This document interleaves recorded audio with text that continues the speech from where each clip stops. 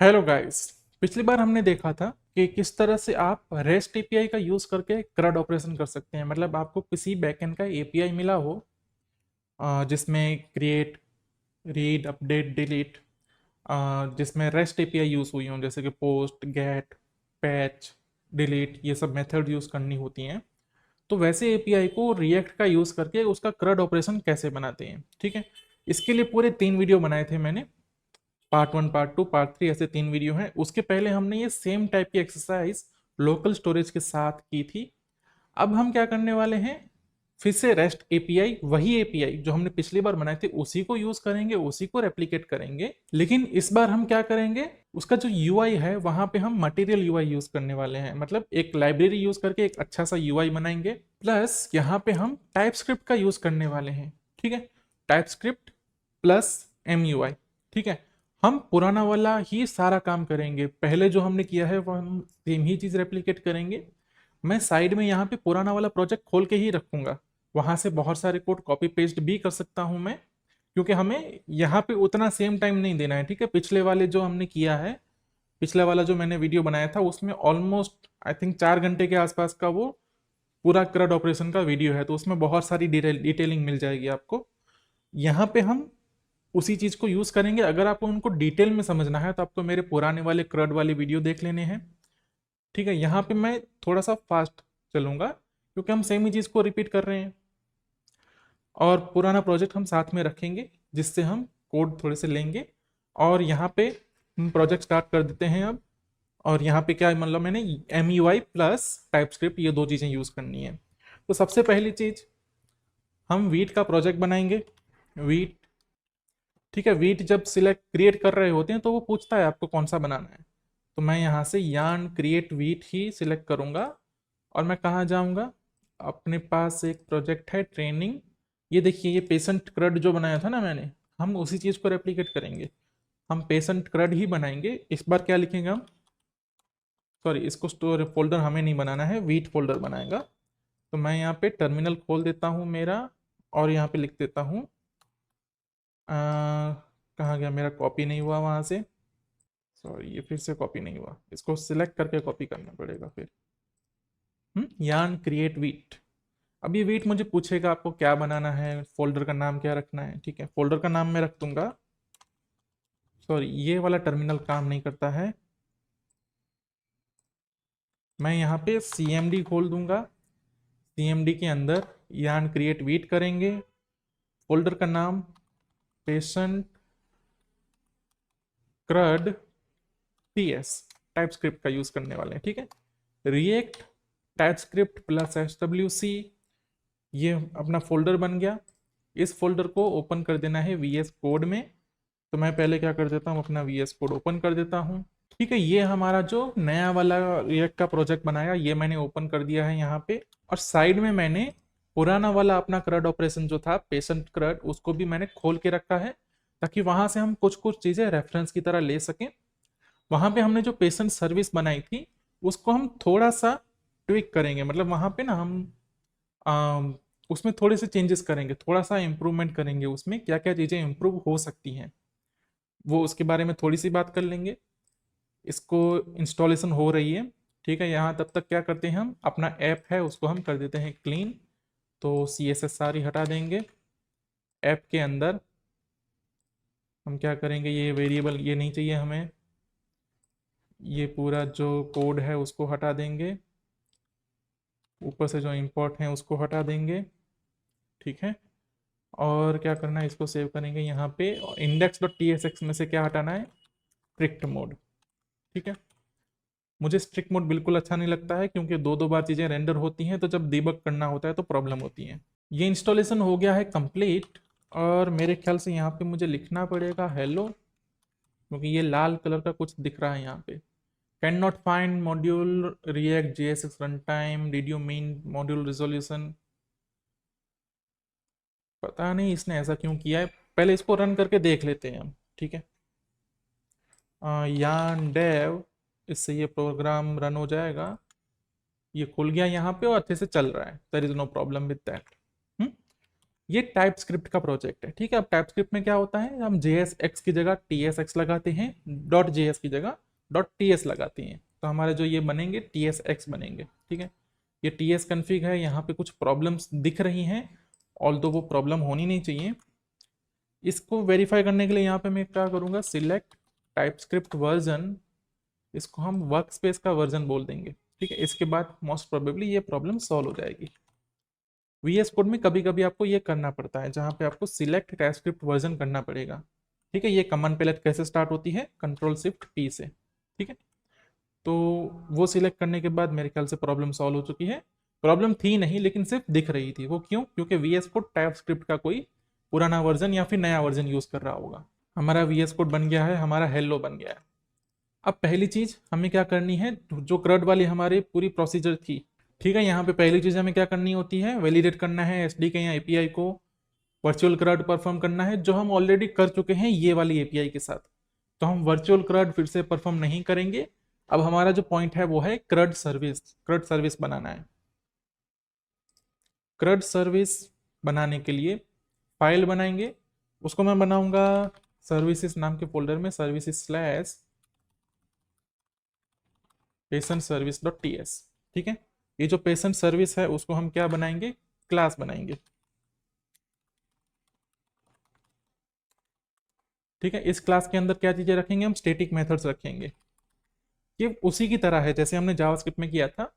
एक मेथड बना लेता हूं, बाकी सब हम कॉपी भी कर सकते हैं। स्टैटिक क्या नाम था इसका, लिस्ट, ठीक है। अब मैं जाता हूं और ये वाली अपनी जो सर्विस ऑलरेडी पड़ी थी अपने पास, इसमें से कोड उठा लेता हूं, ठीक है। क्या कोड है यहाँ पे, इसको हमें स्टैटिक एसिंक बनाना है, तो मैं इसको स्टैटिक एसिंक लिस्ट बनाऊंगा। इसको मैं सीधा सीधा उठा लेता हूँ, ओके। इसको फॉर्मेट करते हैं। हाँ, यहाँ पे टाइपस्क्रिप्ट के बारे में, यहाँ पे मतलब कोई ऐसे प्रॉब्लम नहीं है, ये कोड बिल्कुल सही चलेगा। इसको फिर से मैं सारे के सारे यहाँ से सर्विस ही उठा लेता हूँ मैं। अब देखो इस सर्विस में ना कुछ इंप्रूव कर सकते हैं। पहले यहाँ पे टाइपस्क्रिप्ट के साथ जो प्रॉब्लम्स हैं उन प्रॉब्लम्स को सॉल्व करते हैं। पहली प्रॉब्लम क्या है कि क्रिएट करते वक्त ओबीजे पेशेंट चाहिए उसको इनपुट में, ठीक है। ओबीजे पेशेंट मतलब आपको पेशेंट का जो टाइप है वो चाहिए। तो पेशेंट का टाइप बनाने के लिए उसका इंटरफेस बनाना पड़ेगा। इंटरफेस कैसे बनाते हैं, मैं टाइप्स का एक फोल्डर बना दूंगा, आप फोल्डर में ना रखें, बाहर रख दें, कोई प्रॉब्लम नहीं है। उसमें मैं patient.ts बनाऊंगा, ठीक है। यहाँ पे मैं करूंगा एक्सपोर्ट इंटरफेस आई पेशेंट, ठीक है। रिएक्ट के साथ टाइपस्क्रिप्ट में कैसे काम करते हैं उसके लिए मैंने ऑलरेडी अपनी रिएक्ट वाली सीरीज में एक वीडियो बनाया हुआ है, उसकी लिंक मैं नीचे दे दूंगा। आपको अगर टाइपस्क्रिप्ट कैसे यूज करना है उसके बारे में अंदाजा ना हो तो। अभी अपने पेशेंट के अंदर कौन कौन से फील्ड हैं, तो मैं हाथ से नहीं लिखने वाला, मैं इसको इंपोर्ट कर लूंगा। हमारे पास ये फॉर्म में वो फील्ड हमने एक जगह पे रखे ही थे, ठीक है। ये सब फील्ड होने वाले हैं, तो इसको मैं कॉपी ही कर लूंगा, ठीक है। यहाँ पे ये रख दिए। और क्या बचता है हमारे पास, ये 3 फील्ड, ठीक है। इसकी हमें दे देनी है टाइप, तो 1 बाय 1 इसकी टाइप दे देंगे। मोस्ट ऑफ की टाइप स्ट्रिंग है, अब वेरीफाई करते जाते हैं। ईमेल स्ट्रिंग होगा, मोबाइल नंबर स्ट्रिंग होगा, डीओबी स्ट्रिंग ही रखते हैं क्योंकि हम बैकेंड से लाते हैं तब स्ट्रिंग होता है। लेकिन मोस्ट प्रोबेबली यहाँ पे ये करने की जरूरत पड़ेगी हमें, यहाँ तो डेट भी हो सकता है, यहाँ तो स्ट्रिंग भी, लेकिन फिलहाल के लिए उसको स्ट्रिंग करके मान के चलते हैं। जेंडर स्ट्रिंग होगा, ये भाई साहब होंगे बुलियन, ओके। ये हो गया अपना पेशेंट, ये अपना पेशेंट का इंटरफेस बना। अब मुझे यहाँ पे रेफर करना है इसको पेशेंट सर्विस में, कि जब इनपुट में दो तो मेरे को ये पेशेंट देना। एक और चीज होती है पेशेंट के अंदर, आईडी, ठीक है। वो जरूरी नहीं है हर बार हो। ये आईडी कब आती है, जब पॉकेट बेस उसको मतलब जो एपीआई है वो रिकॉर्ड बना देते हैं तब आईडी आती है। लेकिन जब हम क्रिएट करने के भेजेंगे तब हमारे पास आईडी नहीं होगी, इसलिए हमने यहाँ पे क्वेश्चन मार्क रखा हुआ है, ओके। ये बहुत ज़्यादा जूम हो गया, इसको थोड़ा सा ऑफ करते हैं। ये हो गया क्रिएट के लिए। अपडेट में सेम ही चीज़ करनी है भाई, आईडी होगी स्ट्रिंग और पेशेंट में क्या होगा, ये वाला डेटा, ठीक है। डिलीट करते वक्त आईडी भेज रहे हैं तो आईडी क्या होगी, स्ट्रिंग होगी। देखिए टाइपस्क्रिप्ट का यही एक फायदा है, आप जो पैरामीटर्स डिफाइन करते हैं ना, वो पैरामीटर्स आपको भेजने होते हैं। आप यहाँ पे कभी ऐसा नहीं कर सकते कि पैरामीटर भेजना भूल गए। टाइपस्क्रिप्ट वहाँ पे सीधा सीधा आपको एरर दे देगा जो आपको सॉल्व करनी होगी। अब यहाँ पे ना क्या चीज़ है, हमारे हर एक एपीआई में ये चीज़ कॉमन है ना, ये यूआरएल। ओके, कल को मान लो इसका बेस यूआरएल बदल गया, मतलब इसको इस जगह से होस्ट किया था, इस जगह से उसका यूआरएल बदल के कहीं और होस्ट किया, तो हमें क्या करना पड़ेगा, इसके 4 जगह पे चेंज करना पड़ेगा, है ना। फिलहाल सिर्फ पेशेंट की बात कर रहे हैं, मान ले 2-4 और कलेक्शन है हमारे पास, 2-4 क्या 200 कलेक्शन है, रियल लाइफ में होते हैं 200 कलेक्शन। तो 200 कलेक्शन इंटू 4 करेंगे, इंटू और भी हो सकता है, तो मतलब कितनी सारी जगह पे हम ये चीज हार्ड कोड करके रखेंगे, कितनी चीज, इतनी चीज। तो ये जो यूआरएल है वो सब सारे एपीआई के लिए कॉमन होने वाला है, तो इसको कहीं पे हार्ड कोड करना है तो एक ही जगह पे करना चाहिए, और इसका सबसे अच्छा तरीका क्या है, उसको एनवायरनमेंट में रख देना है, ठीक है, डॉट env में। फिलहाल हम क्या करते हैं, हम टाइप्स नहीं, एक फाइल बनाते हैं जिसको बोलेंगे हम config.ts, ठीक है। यहाँ पे कॉन्स्ट config इक्वल टू, और यहाँ पे क्या रखेंगे हम, एपीआई यूआरएल, ठीक है, इक्वल टू, कहाँ गया अपना सर्विस में से, यहाँ से यूआरएल उठाएंगे, अरे यार कहाँ फाइल खो जाती है, ठीक है, ये एपीआई यूआरएल होगा हमारा। इसको कर देंगे हम एक्सपोर्ट, ताकि हर जगह पे इसको इंपोर्ट कर पाए। अब हम जाएंगे फिर से सर्विस में, और इस यूआरएल को हम बदल देंगे, कन्फिग से इंपोर्ट करके config डॉट एपीआई यूआरएल।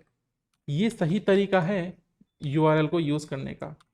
तो एपीआई की यूआरएल होती है उसको कहीं पे हमें कॉमन जगह पे रख देना चाहिए, ताकि अगर वो बदलते हैं तो हर जगह पे हमें जाके कोड बदलने की ज़रूरत ना पड़े, एक जगह पे ही बदल पाए। ये पेशेंट सर्विस को हमने एक्सपोर्ट नहीं किया हुआ है, तो हम इसको कर देते हैं एक्सपोर्ट, ठीक है। देखिए यहाँ पे इसका ये भी आ गया था कि ये पेशेंट सर्विस डिफाइन किया है लेकिन कभी कहीं भी यूज़ नहीं किया है, तो ऐसी चीज़ों को ध्यान रखना चाहिए। चलो हमारी सर्विस बन गई, ठीक है। सर्विस चल रही है कि नहीं चल रही, इसको वेरीफाई कर लेते हैं क्विकली। तो ऐप में जाऊंगा मैं, यहाँ पे कर दूंगा यूज इफेक्ट,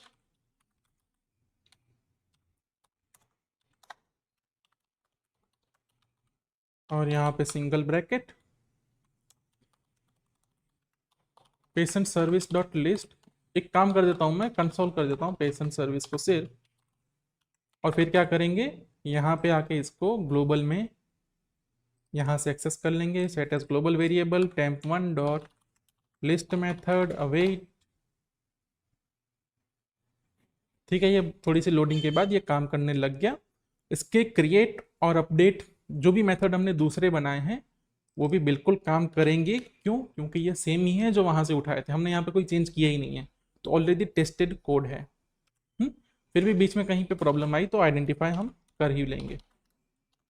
चलिए फिर हम क्या करेंगे, अब इसके पेशेंट का एक फोल्डर बनाएंगे जहाँ पे पेशेंट के रिलेटेड फॉर्म वगैरह बनाने हैं। तो पेशेंट का फोल्डर बनाएंगे patient slash patient list dot T S x, ठीक है। JSX की जगह क्या लिखा हमने, TSX, ओके। अब TSX लिखा, पेशेंट लिस्ट को कोई प्रॉप्स जाने वाला नहीं है, तो हमें यहाँ पे कोई टेंशन नहीं है। अब यहाँ पे हमने क्या बोला है कि भाई थोड़ा सा ना UI को हम UI लाइब्रेरी यूज़ करके करेंगे। तो जो लाइब्रेरी हम यूज़ करने वाले हैं वो है MUI, ओके। तो MUI में discover the core libraries, material UI, Joy UI, ठीक है, चलो गेट स्टार्टेड, ठीक है। मटेरियल UI 5 सपोर्ट्स, चलो ठीक है वो जाने देते हैं। कहाँ है इसका इंस्टॉलेशन, ये रहा। क्या क्या इंस्टॉल करना है अपने को, इमोशन रिएक्ट ये वाला इंपोर्ट करो, या तो स्टाइल्ड कंपोनेंट वाले के साथ उसको यूज़ करो। ये जो लास्ट में 2 चीज़ें दिख रही है ना, ये ऑप्शनल है, ठीक है। इमोशन रिएक्ट या स्टाइल रिएक्ट आपको ये कब यूज़ होंगी, जब आपको स्टाइल्ड कंपोनेंट यूज़ करने हैं। फिलहाल हम वो यूज़ करने नहीं वाले हैं, तो फिलहाल सिर्फ मटेरियल UI के साथ काम चल जाने वाला है। तो मैं इतनी ही चीज़ को सिर्फ कॉपी करूँगा, और यान के साथ इसको करेंगे हम इंस्टॉल। तो टर्मिनल खोल देते हैं, प्रोसेस को क्लोज किया, यान ऐड MUI, और हमें क्या चीज़ चाहिए, फॉन्ट, चलो हमें फॉन्ट का तो कोई टेंशन नहीं है, ये गूगल वेब फॉन्ट्स यूज़ कर लेंगे हम। आइकन्स कहीं पे यूज़ करने हो तो इसके लिए MUI के आइकन्स की भी एक लाइब्रेरी चाहिए होगी। ठीक है, ये दो चीज़ें हम लेके आ गए। इसके सिवा एक और चीज़ चाहिए होगी जो हम बाद में इंस्टॉल कर लेंगे। गूगल वेब फॉन्ट्स, ये कौन से हैं, ये रोबो तो है। ठीक है, फॉन्ट के बारे में चलो रोबो तो डाल ही देते हैं, है ना। तो ये लिंक टैग है, इसको कॉपी करेंगे, हमारी इंडेक्स फाइल में जाते हैं। ठीक है, ये जो रोबो तो हैं या फिर आपको फॉन्ट यूज़ करने हैं कि नहीं करने हैं, ये आपकी चॉइस है।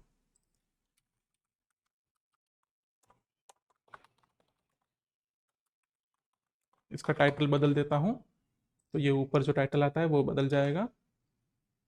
हम्म, इसके लिए मतलब आपको फॉन्ट कौन से यूज़ करने हैं, फॉन्ट का एग्जैक्ट वेरिएंट कौन सा होगा, ये सब चीज़ें मेनली डिज़ाइनर्स जो होते हैं उनको ज़्यादा पता लगता है। मेरा काम मोस्टली बैकएंड का है, टेक्निकल पर्सन है, तो फिर मतलब बहुत ज़्यादा डिज़ाइनिंग में मैं नहीं जाऊँगा। ठीक है, कि अपने को बहुत सारी चीज़ें सही करनी है, तो डिज़ाइनिंग का जो पर्सपेक्टिव है वो यहाँ पे बहुत ज़्यादा कंक्लूड नहीं होगा, लेकिन हम मटेरियल यूआई को कैसे यूज़ करेंगे वो हम पूरी तरह से सीखेंगे। ये जो हैं गूगल फॉन्ट्स, इसको भी हम यूज़ कर सकते हैं, लेकिन फिलहाल होगी कंफ्यूजन। ठीक है, तो कभी इसकी ज़रूरत पड़ी तो मैं आपको बता दूंगा इसको कैसे यूज़ करना है। ये सिर्फ MUI के रिलेटेड चीज़ नहीं है। ठीक है, ऐसा नहीं है कि सिर्फ मटेरियल यूआई में इसको यूज़ कर सकते हैं, आप इसको कहीं पे भी यूज़ कर सकते हैं। आपको किसी भी वेबसाइट में आइकन्स चाहिए, ठीक है, तो आप ये मटेरियल वेब फॉन्ट्स नहीं, ये मटेरियल आइकन्स वाले फॉन्ट्स यूज़ कर सकते हैं, और आपको किसी भी वेबसाइट्स में आइकन मिल जाएंगे विदाउट एनी प्रॉब्लम। ठीक है, ये इसकी वेबसाइट है, कहाँ है, मटेरियल फॉन्ट आइकन्स। ठीक है, तो यहाँ पे बहुत सारे फॉन्ट्स हैं, तो आप ये वाला जो स्क्रिप्ट है इसको इंक्लूड करके यूज़ कर सकते हैं। और देखिए ये यहाँ पे भी सेम ही चीज़ दे दी गई है, आपको लिंक कहाँ डालनी है, क्या करना है और कैसे इसको यूज़ करना है वो यहाँ पे लिखा गया है ऑलरेडी। तो इसमें ज़्यादा डीप में नहीं जाते हैं और इसको यूज़ भी नहीं करना है हमें, ये हमारे पास ऑलरेडी एक आइकन की पूरा सेट तो पड़ा ही हुआ है। ये इंस्टॉल हो गया, इसको करेंगे रन डेव। पेशेंट करंट को हो गया रिफ्रेश। अब हम क्या करने वाले हैं, देखिए अगर ये पूरी एक वेबसाइट होती तो क्या होता ना, यहाँ पे ऊपर एक हम हेडर लगाते उसका अच्छे से ना, एक नैव बार लगता और उसके नीचे लिस्ट आती। ठीक है, फिलहाल उसको स्किप कर सकते हैं। यहाँ पे हर चीज़ के एग्जांपल हैं MUI में, तो आप उसके एग्जांपल को देख के कर सकते हैं नैव बार। ठीक है, फिलहाल हमें क्या चाहिए, टेबल की बात करते हैं हम। क्योंकि हमें रेंडर क्या करना है, अब लिस्ट रेंडर करनी है, और लिस्ट रेंडर करने के लिए हमने ये कंपोनेंट क्या बोलेंगे इसको, हम ये कंपोनेंट बना दिया है। अब हमारा काम है कि भाई डेटा लेके आना है और उसको रेंडर करना है। ठीक है, अब इसके साथ ना मैं एक और चीज़ आपको इंट्रोड्यूस करूंगा। जब भी आपको API या किसी भी एसिंग चीज़ को यूज़ करना है तो आपको क्या करना पड़ता है, लोडिंग, एरर, डेटा, ये तीन चीज़ों को हैंडल करने के लिए आपको तीन स्टेट बनाने पड़ते हैं, राइट। इसी चीज़ को ईजी करने के लिए जो लाइब्रेरी बनाई गई है उसे कहते हैं रिएक्ट क्वेरी। रिएक्ट क्वेरी जो लाइब्रेरी है वो इस चीज़ को बहुत ईजी बना देती है। ठीक है, रिएक्ट क्वेरी को खोलते हैं हम, उसका करते हैं गेट स्टार्टेड। मतलब आप जो लोडिंग, एरर, ये चीज़ें रखते हो ना, वो इसके अंदर ऑलरेडी यूज़ की गई हैं। आपको एक हुक मिलता है, उस हुक का यूज़ करना है, और लोडिंग, एरर, इन सब चीज़ों का हैंडलिंग, उसके जो स्टेट के हैंडलिंग है वो अंदर हो जाते हैं। अब इसके पास जाते हैं इंस्टॉलेशन में, yarn add react query, इसको मैं कर देता हूँ इंस्टॉल। इंस्टॉलेशन के बाद इसको यूज़ कैसे करना है उसका एग्जांपल देखिए। यहाँ पे इसको यूज़ करने के लिए क्या चाहिए अपने को, एक क्वेरी क्लाइंट चाहिए, और क्वेरी क्लाइंट प्रोवाइडर का यूज़ करना है टॉप लेवल पे। टॉप लेवल पे मतलब सबसे ऊपर ये क्वेरी क्लाइंट प्रोवाइडर होगा। वैसे ही हमारे पास मटेरियल यूआई में थीम प्रोवाइडर अवेलेबल है, तो थीम प्रोवाइडर को कैसे यूज़ करना है वो हम करेंगे बाद में। तो हम जाते हैं app.tsx में। ठीक है, यहाँ पे पेशेंट लिस्ट को रेंडर करना है,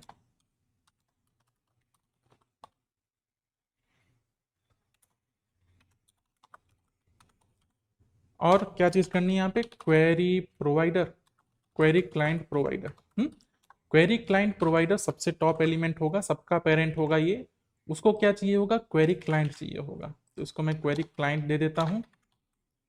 इसको भी इंपोर्ट कर लेते हैं रिएक्ट क्वेरी में से, यहाँ से कॉमा करेंगे तो ये इंपोर्ट हो जाएगा। ये क्वेरी क्लाइंट इसको दे देना है। ठीक है, अब हम रिएक्ट क्वेरी का यूज कर पाएंगे जहां भी हमें करना हो, यूज क्वेरी, यूज म्यूटेशन, ऐसी चीजों का यूज करके। तो यूज क्वेरी कब यूज करना है और यूज म्यूटेशन कब यूज करना है, इसके बारे में भी बात करेंगे। ठीक है, बेसिकली क्वेरी जब हम डेटा लाना चाहते हैं, मोस्टली लिस्ट के केस में क्वेरी, और जब हम डेटा अपडेट कर रहे हैं जैसे कि क्रिएट, अपडेट, डिलीट, ये वाले ऑपरेशंस में होगा म्यूटेशन। जहां कोई म्यूटेशन नहीं हो रहा है, सर्वर पे कुछ चेंज नहीं हो रहा है, वहां पे हम क्वेरी का यूज करेंगे जब मकसद अपना है डेटा लाना है। ठीक है, अब यहाँ पे दो फंक्शन क्यों बनाए हैं उन लोगों ने, क्योंकि जो इनका जो क्वेरी वाला फंक्शन है ना, वो डेटा कैशिंग करता है। ठीक है, कैशिंग के बारे में देख लेंगे वो कैसे काम करता है, कैसे कैशिंग होती है। अब हम क्या करेंगे, इसको यूज करेंगे। यूज कैसे करना है, मैं क्यू नाम का वेरिएबल ले लेता हूँ और उसको लिखता हूँ यूज क्वेरी के साथ। यूज क्वेरी इनपुट में लेता है दो चीजें, जिसमें से पहली चीज, इसको मैं इंपोर्ट कर लेता हूँ सही से। ये देखिए अभी ना इंपोर्ट ये हो नहीं रहा है, मैं इसको टैब दबा रहा हूँ, कुछ भी दबा रहा हूँ, ये इंपोर्ट नहीं हो रहा है। तो जब भी आपका VS कोड ऐसा करे तो आपको दबाना है Ctrl+Shift+P और यहाँ पे करना है रिस्टार्ट TS सर्वर। ये रिस्टार्ट TS सर्वर करते ही आपके जो टाइप स्क्रिप्ट के जो इंपोर्ट हैं या जो भी चीज़ें हैं उनको वो फिर से फैच करेगा और इस बार आपका इंपोर्ट सक्सेसफुल हो जाएगा। तो कभी भी ऐसा हो कि आपका इंपोर्ट नहीं चल रहा है तो आपको करना है रिस्टार्ट क्वेरी। इसका जो पहला पैरामीटर है वो एरे भी हो सकता है, वो स्ट्रिंग भी हो सकता है। वहां पे हमें एक यूनिक की देनी है जो इस पर्टिकुलर चीज के लिए यूनिक हो। मतलब पेशेंट लिस्ट है तो ये उसको मैं एरे के अंदर डालूं, ऐसा भी हो सकता है मैं कि इसको एरे के अंदर ऐसे भी डालूं, वहां पे दूसरा कोई क्वेरी भी डाल सकता हूं। ठीक है, फिलहाल उसको एरे डालना है या स्ट्रिंग डालना है, कुछ भी डाल सकते हैं। तो मैं यहाँ पे पेशेंट लिस्ट डालता हूँ, पेशेंट लिस्ट आ गई मेरे पास। अब पेशेंट लिस्ट के अंदर मुझे क्या करना है, ठीक है, तो ये क्वेरी है। ये जो सेकंड आर्ग्यूमेंट है वो होगा एक एसिंक फंक्शन। ओके, अब एसिंक फंक्शन हमने बना दिया तो एसिंक फंक्शन के अंदर हमें क्या करना होगा, पेशेंट सर्विस डॉट लिस्ट, इसको कॉल करना है। अब इसके रिजल्ट में हमें क्या मिलता है ना, पेशेंट सर्विस जब हम कॉल करते हैं तो रिजल्ट में हमें एरे मिलता है। ठीक है, तो हमें यहाँ पे ना टाइप स्क्रिप्ट का यूज करके ये चीज को डिफाइन करना चाहिए कि भाई ये रिटर्न करेगा प्रॉमिस, और प्रॉमिस में क्या मिलेंगे, आई पेशेंट का एरे। ये करने से क्या होगा ना, आपको हर जगह पे सजेशन मिलते रहेंगे। ठीक है, अभी देखो मैं इसको रिजल्ट को देखता हूँ ना, मुझे सजेशन मिल गया कि इसके अंदर आई पेशेंट होने वाले हैं। इसी रिजल्ट को मैं कर दूंगा रिटर्न। तो अब ये क्वेरी के अंदर भी मुझे सजेशन मिलेंगे कि अंदर क्या है। अब हमने 3 स्टेट बनाए थे पता है, एरर, लोडिंग, इन चीजों के लिए। अब मैं क्या करता हूं, ये डिव है उसको डिव रहने देते हैं। हम्म एक इसका जो स्टेट है वो स्टेट कौन सा है, क्यू डॉट इज लोडिंग। ठीक है, ये जो लोडिंग वाला वेरिएबल है उसको रिप्लेस करेगा। अगर लोडिंग हो रहा है तो हम मटेरियल यूआई का सर्कुलर प्रोग्रेस वाला कंपोनेंट दिखा देंगे। दूसरी चीज, एरर भी हैंडल करना है, तो ये लोग इसके लिए भी अपने को एक वेरिएबल देते हैं क्यू डॉट इज एरर। क्या एरर है, अगर एरर है तो हम एरर को दिखाएंगे। कैसे दिखाएंगे, मटेरियल यूआई में एक अलर्ट नाम की चीज होती है। ठीक है, मैं आपको दिखाता हूँ अलर्ट क्या होता है। देखिए अलर्ट ऐसे दिखता है। ठीक है, तो जब एरर है तो इस टाइप का अलर्ट होना चाहिए। तो मैं यहाँ से अलर्ट उठा लेता हूँ। जब एरर आए तो अलर्ट दिखाना है, अलर्ट को कर देते हैं इंपोर्ट। ठीक है, ये भी देखिए इंपोर्ट करने में लोचा करता है ये। इसको कॉमा करके मैं अलर्ट करके इंपोर्ट कर देता हूँ। ठीक है, अलर्ट किया हमने इंपोर्ट। अलर्ट में यहाँ पे एरर क्या दिखानी है, तो वही Q dot error dot message. अभी यहाँ पे ना ये शायद एरर देगा, क्यों? क्योंकि हमने एरर का टाइप क्या होगा वो डिफाइन नहीं किया है अभी तक। ठीक है, एरर के अंदर मैसेज आने वाला है या नहीं आने वाला, ये हमने डिफाइन किया नहीं है। वो कैसे डिफाइन कर सकते हैं हम? वो डिफाइन करने के तरीके हैं, जैसे कि एक तरीका ये है कि हमें यूज क्वेरी को ये भेज सकते हैं हम यहाँ पे ब्रैकेट करके, इसे क्या कहेंगे हम? टेम्पलेट कहेंगे या फिर टाइप टेम्पलेट कहेंगे। तो यहाँ पे जो इसका पहला आर्ग्यूमेंट होगा ना, वो होगा कि आपको रिजल्ट क्या मिलने वाला है। तो रिजल्ट में अपने को मिलने वाला है आई पेशेंट की लिस्ट, कॉमा दूसरा क्या है, एरर की टाइप क्या होगी। तो मैं बोल देता हूँ एरर की टाइप होगी एनी।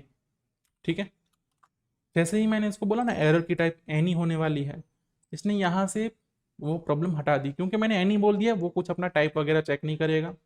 मैं ये भी बोल सकता हूँ कि एरर का टाइप होगा एरर। अगर ऐसा मैंने बोला और इसको मैंने क्लोज किया फिर डैश किया, तो मुझे क्या मिला यहाँ पे?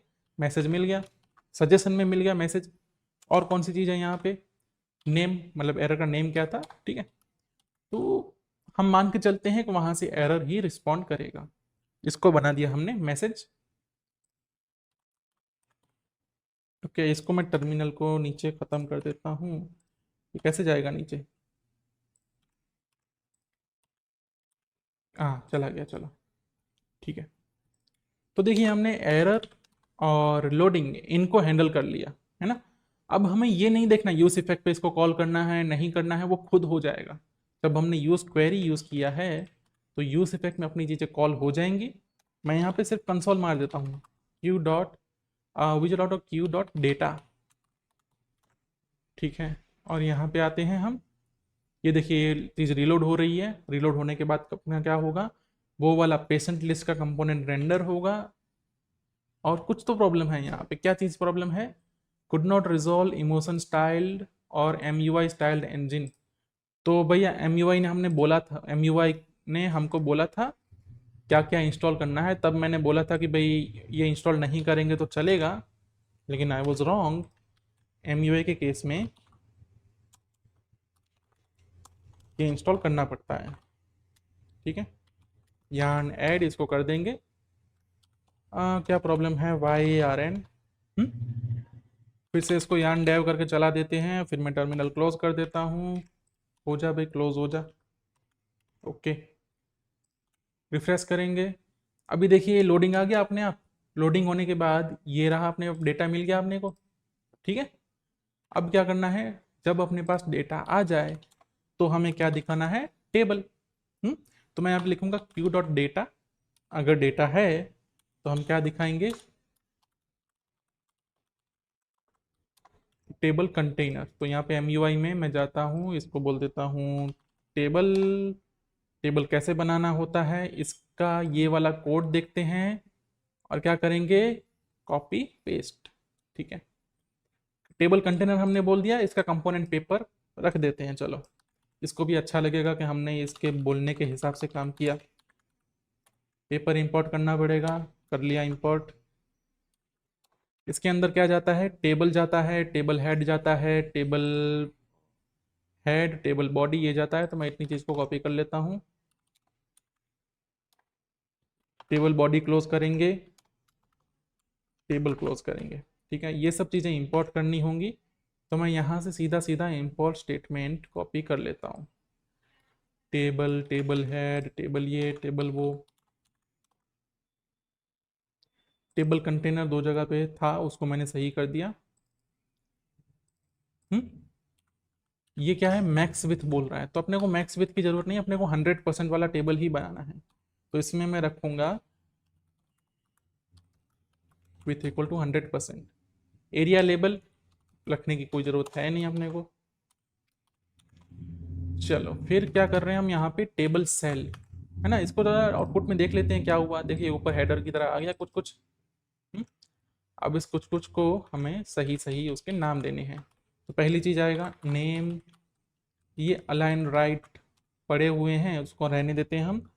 पहली चीज़ नेम है, दूसरी चीज़ क्या है? ईमेल। तीसरी चीज़ है मोबाइल। चौथी चीज़ है जेंडर। पांचवी चीज़ क्या है? It's subscribed. और छठी चीज़ क्या है? आ, क्या था इसमें दूसरी चीज़? डिस्क्रिप्शन।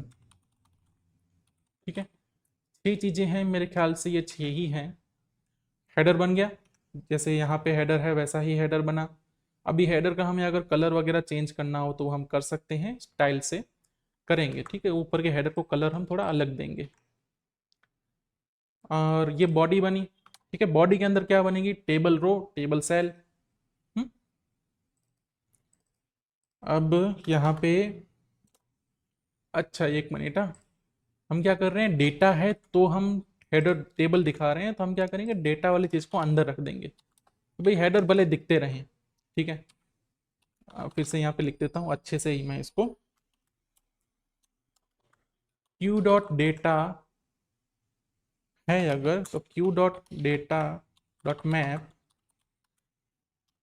आइटम, और रिटर्न करेंगे हम टेबल रो। ठीक है, टेबल रो को क्या देना पड़ेगा, की देना पड़ेगा आइटम डॉट आईडी। ठीक है, आ गया सजेशन अपने पास। पहले करना पड़ता था, मैन्युअली लिखना पड़ता था, कहीं से कॉपी पेस्ट करके आना पड़ता था, अब आ गया अपने पास सीधा सजेशन। अंदर रखने क्या है, टेबल सेल रखने हैं। ठीक है, टेबल सेल रख दिए, सबके अलाइन का कोई टेंशन नहीं लेना है, अलाइन सारे हटा देंगे। और यहाँ पे उनकी सही वाली चीज़ें रख देंगे, आइटम डॉट फर्स्ट नेम, ठीक है, space item dot last name, first name last name आ गया, ईमेल की जगह ईमेल। ठीक है,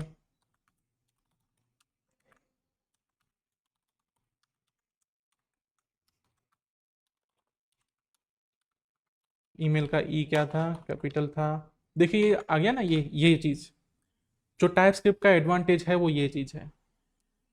यहीं पे आपको पता लग गया कि आपने स्पेलिंग मिस्टेक की है, और कम से कम एनी यूज़ करने से ही ये एडवांटेज मिलेगा। अगर आपने बहुत ज़्यादा एनी यूज़ कर लिया फिर तो गए आप, फिर आपके टाइप स्क्रिप्ट का कोई फ़ायदा नहीं होगा अगर बहुत ज़्यादा एनी है तो। पर मेरे ख्याल से इतना काफ़ी है। इस सब्सक्राइब में क्या रखना है हमें, ट्रू फॉल्स वाला वो सब, ट्रू हो तो ग्रीन, फॉल्स हो तो ये। इस बार क्या करेंगे, इस बार थोड़ा सा अलग कर देते हैं। इस बार हम इसको रख देंगे, अपने क्या बोलेंगे उसको, आइकन रखेंगे यहाँ पे। ठीक है, लेकिन अभी ये कुछ प्रॉब्लम बोल रहा है, failed prop type invalid propped forward table cell to expected react node, ये इसी की बात कर रहा है फिर। ठीक है, हाँ ये इस सब्सक्राइब की ही बात कर रहा है। अगर मैं इसको सीधे सीधे यहाँ पे, ठीक है, नो और यस दे दूँ तो ये वाला एरर निकल जाएगा। इसको रिफ्रेश कर देता हूँ मैं। ठीक है, ये वाला एरर निकल गया। अभी इस सब्सक्राइब में हमें क्या रखना है, अच्छे से एक आइकन लगाना है जहाँ पे मस्त काम दिखे। ठीक है, मेल वाला, उसकी जगह भी आइकन लगाएंगे हम। ठीक है, फीमेल है या मेल है उसका आइकन लगाएंगे। मोबाइल नंबर तो जैसा है वैसा ही रहेगा। ईमेल नेम, देखिए ये जो राइट अलाइंड है ना, ये मुझे सही लग नहीं रहा है, तो मैं सबके राइट अलाइन हटा ही दूंगा, ये दिखने में अच्छा नहीं लग रहा है। ओके, लेफ्ट अलाइन सही लग रहा है। अब आइकन्स चाहिए हमें। ठीक है, तो हम इसमें जाएंगे, आइकन्स देखेंगे। तो यहाँ पे मेल का आइकन है, ये मैन है, ये वुमन है, ये वाला आइकन रख सकते हैं, या फिर मेल फीमेल के लिए ये वाला आइकन भी रख सकते हैं। कौन सा रखना चाहेंगे, चलिए यही रख देते हैं। ठीक है, ये बॉय गर्ल की जगह ये वाला सही रहेगा, मेल फीमेल वाला। अब इसको रखना है, लेकिन कैसे रखेंगे हम, यहाँ पे क्वेश्चन मार्क करके ये सब नहीं करेंगे। ठीक है, हम क्या करेंगे, एक कंपोनेंट बनाएंगे, female female dot T S X R F C. इसको प्रॉप्स में क्या मिलेगा ये डिफाइन करना होगा, तो यहाँ पे इंटरफेस डिफाइन करना पड़ेगा, टाइप डिफाइन करनी पड़ेगी। इसको प्रॉप्स में मिलेगा जेंडर। ठीक है, जेंडर इक्वल टू स्ट्रिंग ये मिलेगा। अंदर हम क्या करेंगे, if props dot gender equal to male, then return something. ठीक है, समथिंग मतलब यहाँ पे ऐसे लिख देता हूँ मैं, अदरवाइज रिटर्न समथिंग। मैं यहाँ पे दूसरा एल्स कंडीशन या फिर फीमेल है कि नहीं वो टेस्ट नहीं करा रहा हूँ, ये मान के चल रहा हूँ। अगर मेल नहीं है तो फीमेल होगा। ठीक है। अगर यहाँ पे बहुत सारे जेंडर होते तो स्विच कंडीशन या फिर एल्सिफ एल्सिफ लगा सकते थे हम। इसको सिंपल रखने के लिए मैं इसको छोड़ देता हूँ अभी। ठीक है, ये हो गया फीमेल का लिए, ये सॉरी मेल के लिए, ये हो गया फीमेल का आइकन। यहाँ जो रेंडर करना है उसकी जगह क्या करेंगे, हम आइकन रेंडर करेंगे, मेल आइकन। ठीक है। इसको कलर दे देते हैं हम। कलर क्या होगा जब मेल आइकन होगा उसका, तो कलर में मैं रख देता हूँ इसको ना प्राइमरी कलर। ठीक है। प्राइमरी कलर मतलब जो थीम का कलर होता है। ठीक है। और नीचे यहाँ पे रेंडर कर देते हैं हम फीमेल आइकन। ठीक है। इसमें कलर में सीधा सीधा तो शायद नहीं रख पाऊंगा। ठीक है, प्राइमरी सेकेंडरी ये सब मुझे नहीं चाहिए। यहाँ पे पिंक कलर चाहिए, और शायद ये पिंक कलर यहाँ एक्सेप्ट नहीं करेगा वो। ठीक है, क्योंकि बोलेगा इन पर्टिकुलर कलर में से एक कलर दो। उनका आइकन को जो प्रॉप्स जाता है उसका टाइप स्क्रिप्ट में लिख दिया गया है कि इनमें से कोई एक वैल्यू आनी चाहिए। तो इसको कलर देने के लिए मुझे क्या करना पड़ेगा, एसएक्स लगाना पड़ेगा या फिर स्टाइल लगाना पड़ेगा। दोनों चीज़ें मटेरियल यूआई में अवेलेबल हैं। एसएक्स लगाऊंगा और इसको बोल दूंगा कलर इक्वल टू पिंक। और ये वाला कंपोनेंट हम जाके यहाँ पे करेंगे रेंडर मेल फीमेल। और अंदर क्या लिखेंगे हम, इसको क्या पास, देखिए मैं थोड़ी देर रोक दिया ना, ये लाल कलर का एरर आ गया। ठीक है, इसको कुछ चाहिए ये बोल रहा है। भेजना क्या है इसको, तो भाई आइटम डॉट जेंडर, जेंडर। हाँ, देखते हैं आउटपुट आया, देखिए ये आउटपुट आ गया है ना, यही था ना फीमेल मेल के लिए। हाँ, ये फीमेल का आइकन है, ये मेल का आइकन है। ठीक है। तो हमने आइकन से इसको रिप्रेजेंट कर दिया। सेम इसी तरह से सब्सक्राइब्ड या फिर अनसब्सक्राइब्ड के लिए भी हम आइकन ढूंढते हैं। क्या आइकन हो सकते हैं सब्सक्राइब्ड के लिए,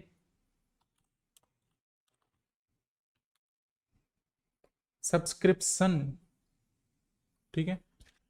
ये है अनसब्सक्राइब्ड का आइकन। अनसब्सक्राइब पे हम ना सिर्फ ऐसे क्रॉस रख देंगे।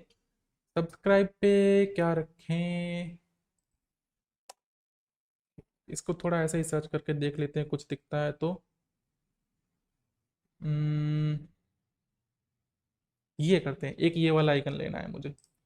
इसके लिए क्या करना है मुझे, फिर से सब्सक्राइब अनसब्सक्राइब के लिए कंपोनेंट ही बनाऊंगा मैं। अरे भाई कॉपी हो जा,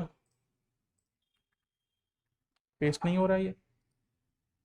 paste paste paste paste paste का ऑप्शन कहाँ है इसमें, पेस्ट पेस्ट।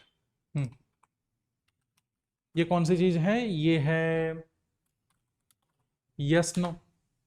ठीक है। आओ, मैंने गलत चीज़ को कॉपी कर लिया। छोटी चीज़ कॉपी करनी थी, बड़ी चीज़ कॉपी कर ली। ठीक है।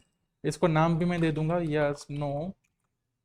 ऊपर के जो आइकन हैं उसमें से पहला आइकन ये रखेंगे, ये यस का आइकन है। ठीक है। इसको क्या बोलते हैं, टिक है ना इसका नाम। क्या हो गया, ये मेरे क्लिक क्यों नहीं चल रहे हैं। अच्छा, ये रिलोड कर लिया इसने।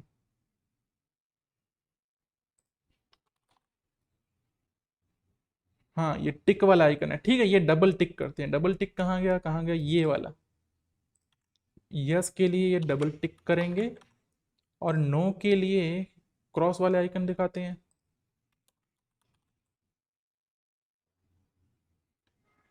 क्रॉस, ये वाला क्रॉस, ये वाला क्रॉस, ये वाला क्लियर वाला, ये क्लोज वाला क्रॉस रखते हैं। ये क्रॉस में तो मज़ा नहीं है, ये वाला क्रॉस ले लेते हैं। ठीक है। ऊपर से क्या मिलेगा हमें, ठीक है, कोई भी बुलियन वैल्यू मिलेगी, उस बुलियन वैल्यू का नाम क्या देंगे, यस। ठीक है, ऊपर से यस वाली एक बुलियन वैल्यू मिलेगी, और बुलियन वैल्यू को क्या देंगे हम, अगर यस है, कंपैरिजन तो करना नहीं है हमें। यस है तो डन ऑल वाला आइकन दिखा दो। कलर उसका प्राइमरी की जगह क्या रखेंगे हम, सक्सेस। सक्सेस मतलब ग्रीन कलर हो जाएगा वो, वरना ये वाला कलर दे दो। और इसको कलर क्या देंगे हम, एरर वाला। यहाँ पे कलर का यूज करके एरर वाला कलर दे सकते हैं। एमयूआई में काम बन गया अपना। यस नो वाले कंपोनेंट को रेंडर करना है कहाँ पे, सब्सक्रिप्शन वाली जगह पे। अरे ऐसे नहीं रेंडर करना होता है।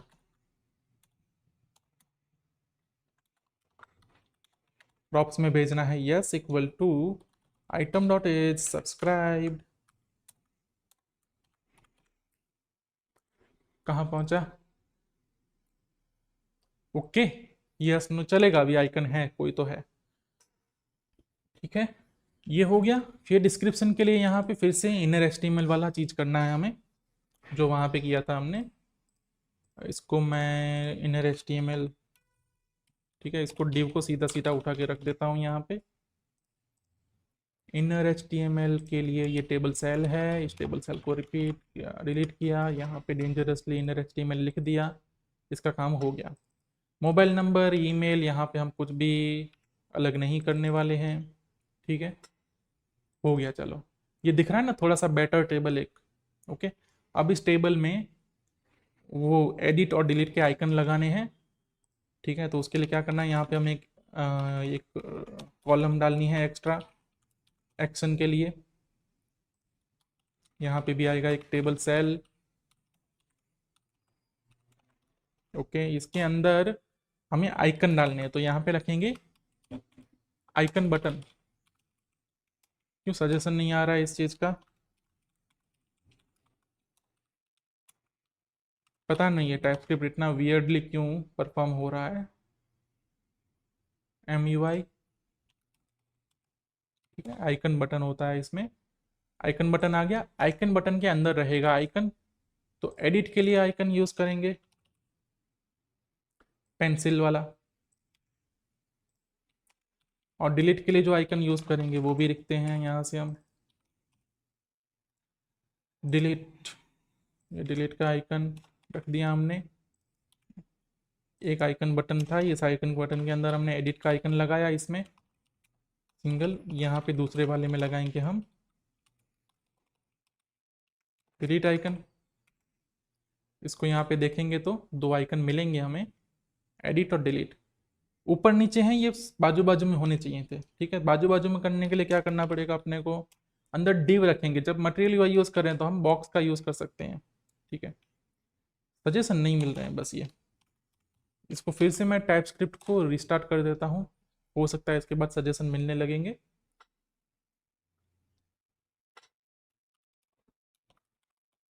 ठीक है, बॉक्स आ गया सजेशन में।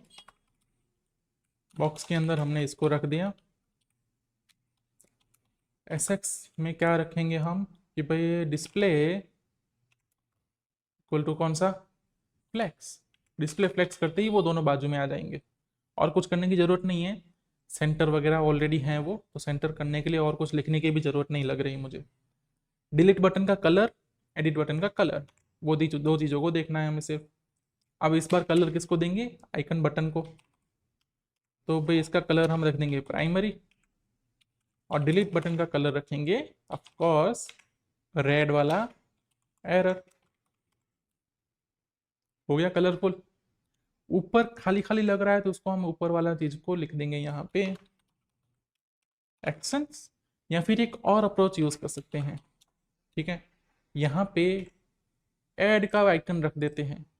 ठीक है, ये अप्रोच मतलब इतना अच्छा भी नहीं है, लेकिन हम रख सकते हैं। ऐड का कौन सा आइकन यूज करूँ, ये सिंपल वाला ही कर लेते हैं। ठीक है, जो आइकन बटन है ये एडिट वाला यहाँ पे है, ऊपर ऐड वाला आइकन बटन रखते हैं, और उसका कलर प्राइमरी की जगह इसको बोल देते हैं हम सेकेंडरी। थोड़ा सा अलग कलर हो इसलिए ही बस।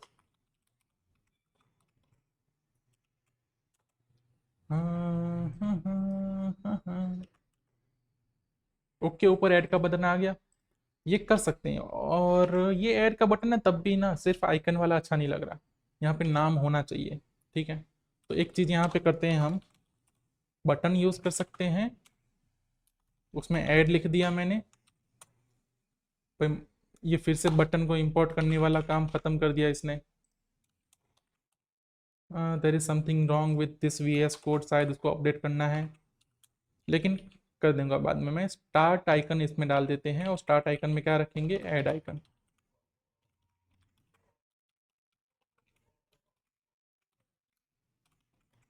ठीक है, अगर आइकन बटन का ना यूज करना हो तो ये कर सकते हैं।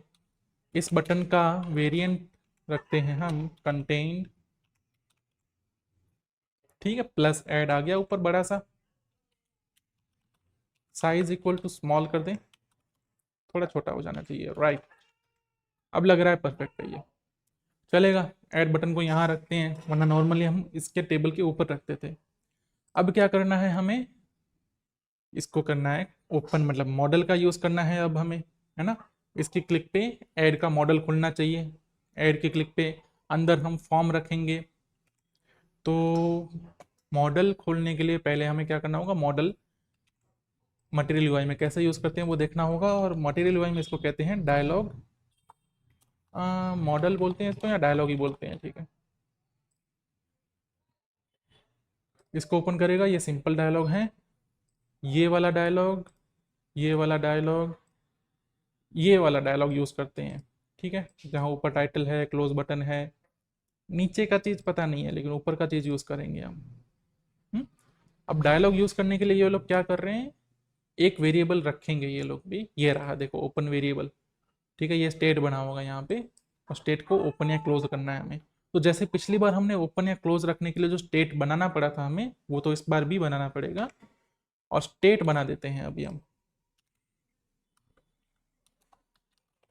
Const is open set open equal to use state. अरे भाई यार, कितनी बार रिस्टार्ट करूं मैं।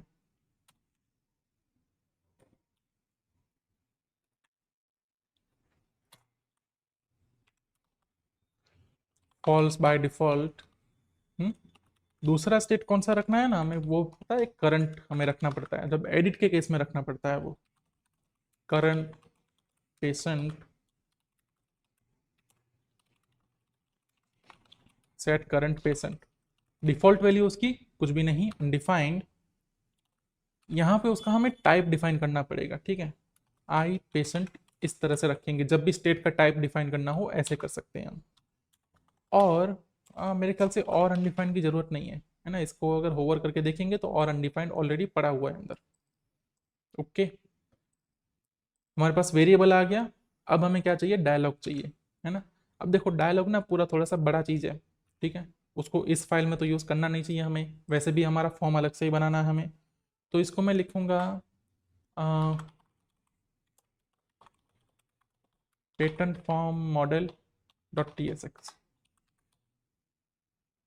आर एफ सी किया। ऊपर से क्या क्या चीज़ मिलना चाहिए, है ना, ठीक है। तो प्रॉप्स है, प्रॉप्स की हम टाइप डिफाइन करेंगे। पहली चीज, डायलॉग को ओपन रखना है कि नहीं रखना, वो ऊपर से मिलना चाहिए, ठीक है। अब ये ऊपर से क्यों मिलना चाहिए, हम स्टेट यहाँ पे क्यों नहीं रख रहे हैं, क्यों, क्योंकि स्टेट पेरेंट के पास रहेगा तो ही पेरेंट इसको ओपन कर पाएगा, है ना। पेरेंट चाइल्ड को कुछ कंडी मतलब सिग्नल्स भेज सकता है, लेकिन कब भेज सकता है, जब चाइल्ड ओपन हो, मतलब ये वाला फ्लो नहीं चलेगा कि पेरेंट चाइल्ड की स्टेट को बदल सके, ये कभी नहीं होगा। चाइल्ड पेरेंट के स्टेट को बदल पाएगा पेरेंट की हेल्प से, लेकिन पेरेंट सीधा सीधा चाइल्ड के स्टेट को बदल दे, स्टेट को, वो बहुत ही मुश्किल है। मतलब मुश्किल तो क्या, वो ना सिर्फ ट्रिकी तरीका है, और बहुत बुरा तरीका है, जो करना ही नहीं चाहिए कभी। तो स्टेट पेरेंट में रखेंगे, क्या रखेंगे हम, इज ओपन, ये ऊपर से आना चाहिए, बुलियन चीज एक। दूसरी चीज क्या आनी चाहिए ऊपर से, करंट पेशेंट, या फिर इसको बोलेंगे हम ओबीजे पेशेंट, जो कि जरूरी नहीं है आए, है ना। उसका हर बार आना जरूरी नहीं है, ऐड के केस में वो नहीं आएगा, कोई प्रॉब्लम नहीं है। ऊपर से इज ओपन आ गया, इज पेशेंट आ गया। अब हम डायलॉग को कर देंगे कॉपी, इसने यहाँ पे बूटस्ट्रैप डायलॉग किया है, ऊपर इसको थोड़ा सा स्टाइल दिया है, स्टाइल हम नहीं यूज करेंगे, हम सीधा सीधा डायलॉग यूज कर देंगे। अ, चलिए पहले इंपोर्ट कर लेते हैं इसको।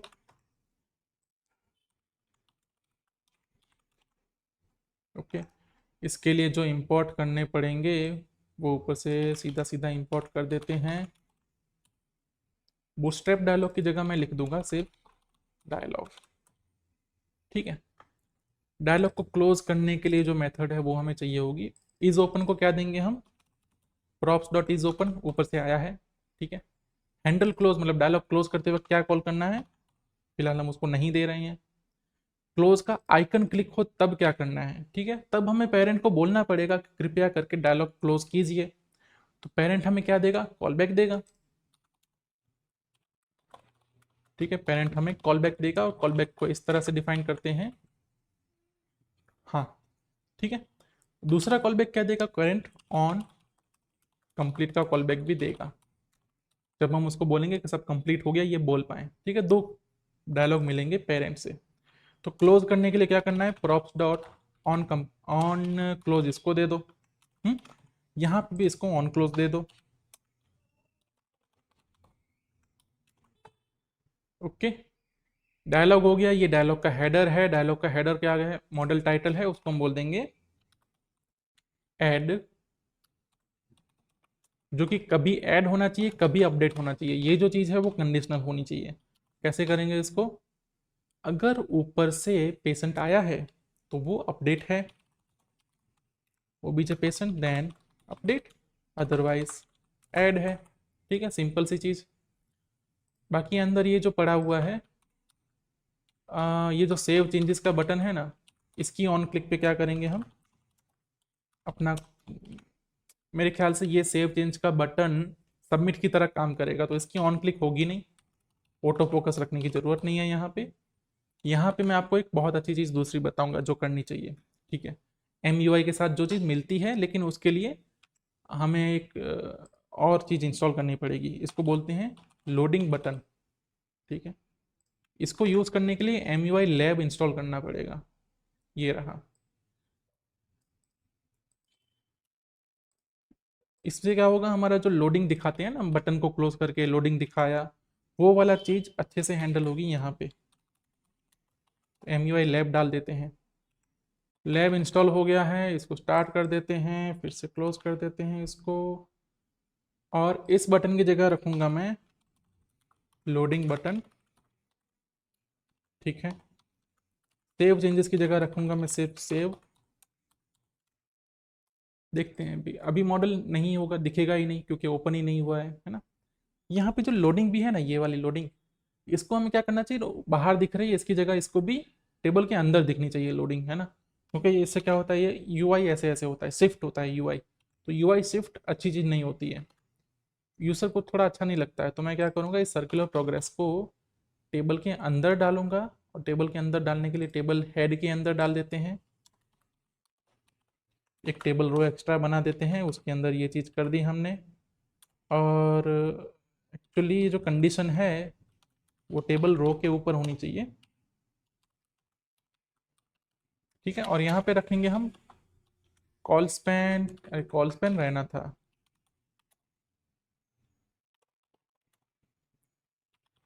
क्या बात करते हो, यहाँ पे टेबल रो के अंदर कॉल स्पैन का ऑप्शन नहीं है।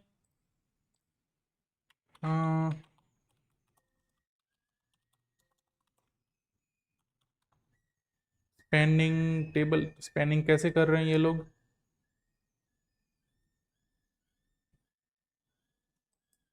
Table row send table cell, मुझे नहीं पता है यहाँ पे इसके पास, इन लोगों के पास वो भी नहीं है, क्या बोलेंगे हम इसके पास, ठीक है। ये डिटेल ना उन लोगों ने जो रखा है वो सिंगल चीज़ है, तो डिटेल जैसा ही हमें चीज़ चाहिए, तो डिटेल के लिए क्या किया इन लोगों ने, कॉल स्पेन रखा तो है, तो okay my mistake, table row के अंदर नहीं होती है वो चीज़, टेबल सेल के अंदर होती है, ठीक है। तो अगर मैं गलत जगह पे देखने जाऊंगा तो प्रॉब्लम होगी ही। कॉल स्पेन इक्वल टू कितना, 6 7 है मेरे ख्याल से। इसको रिफ्रेश रो रिलोड करते हैं, ठीक है। ये 7 सही है। अब मुझे क्या चाहिए, यहाँ पे सेंटर चाहिए, ठीक है। सेंटर करने के लिए क्या करेंगे, स्टाइल इक्वल टू, यहाँ पे मैं क्या बोल देता हूँ, इसको सिर्फ ट्रू बोल देता हूँ ताकि ये हमेशा दिखता रहे और मैं स्टाइल सही से लगा पाऊँ। स्टाइल में क्या लिखेंगे, ये चलेगा नहीं चलेगा आइडिया नहीं है, अगर ये नहीं चलता, चल गया, ठीक है, नहीं चलता तो हमें फ्लेक्स रखना रखना पड़ता। तो नेक्स्ट जो चीज़ हमें करनी है वो मॉडल ओपन करना है, हमने ऑलरेडी मॉडल बना के रखा है, उसको रेंडर नहीं किया है अभी तक हमने। तो मॉडल को करता हूँ मैं रेंडर, पेशेंट मॉडल, उसको कहाँ पे रेंडर करेंगे? टेबल कंटेनर के नीचे कर देते हैं। Patient form model is open equal two is open. दूसरा क्या प्रॉप चाहिए उसको? ऑन क्लोज, क्लोज करना हो तो क्या करें? इसके अंदर हम सेट ओपन करा देंगे फॉल्स। तीसरा ऑन कंप्लीट, ठीक है, ऑन कंप्लीट पे क्या करना है बाद में डिसाइड करेंगे। और चौथा प्रॉप इसको क्या जाता है? ओबीजे पेशेंट, उसमें हम करंट पेशेंट डाल देंगे, भेज देंगे, जो कि हमें ऐड करते नहीं, मतलब अपडेट करते वक्त काम आ जाएगा। इसको रेंडर करने के लिए इतना ही चलेगा, ठीक है। अब जब मुझे इसको ओपन करना है तो ऐड पे क्लिक पे मुझे इसको ट्रू करना है। तो ऐड की क्लिक कहाँ गई? ये बटन है, on click equal to set open equal to true, ठीक है। क्लिक ओपन, बहुत छोटा हो रहा है लेकिन ओपन हो रहा है, ठीक है। अंदर हम कंटेंट रखेंगे तो ये बड़ा हो जाएगा। नीचे सेव का बटन है, उसके क्लिक पे कुछ करना है। अब हमारा काम है अंदर के कंटेंट, मतलब अंदर का फॉर्म रेंडर करना। तो ये रहा अपना डायलॉग कंटेंट। डायलॉग कंटेंट के अंदर हमें रखना है form form form form form render कर दिया। जब भी अभी क्या चाहिए होगा हमें? फिर से फॉर्म हुक वाला लाइब्रेरी चाहिए होगा, उसके रिलेटेड जो पैकेजेस हैं। तो यहाँ से मैं उठा लेता हूँ इसको। एक तो पैकेट ये है अपना hook resolvers, hook resolver plus yup चाहिए अपने को, प्लस चाहिए रिएक्ट हुक फॉर्म। ये तीन पैकेजेस यहाँ पे चाहिए होंगे फॉर्म यूज़ करने के लिए, वो ऐड कर देते हैं। कर देते हैं यान डेव, और इसको क्लोज किया। यूज फॉर्म का यूज़ करना है कहाँ? पेशेंट मॉडल के अंदर।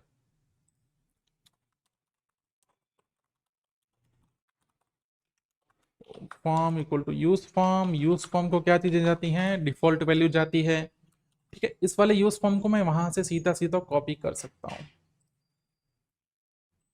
पेशेंट फॉर्म, ये वाला अपना यूज फॉर्म, और इसको किया पेस्ट, ठीक है। ऊपर हमें स्कीमा भी चाहिए होगी, तो स्कीमा यहाँ से उठाई, same to same schema use करेंगे। फिर से वैलिडेशन वाली चीज़ को हम नहीं करेंगे। इंपोर्ट क्या करने हैं? यप चाहिए, ये चाहिए, यूज़ फॉर्म चाहिए, ये तीन चीज़ें इंपोर्ट करनी थी, ये चीज़ें भी लेके आ गए। ओके, ये convert to Y Y M N D D वाला फंक्शन भी चाहिए यहाँ पे हमें। तो कहाँ से मिलेगा? ये date utils dot J S है, फाइंड एज। अच्छा, हमने अभी तक डीओबी वाला कॉलम रेंडर नहीं किया है, इसलिए ये फाइंड एज वाला चीज बीच में आया नहीं है, ठीक है।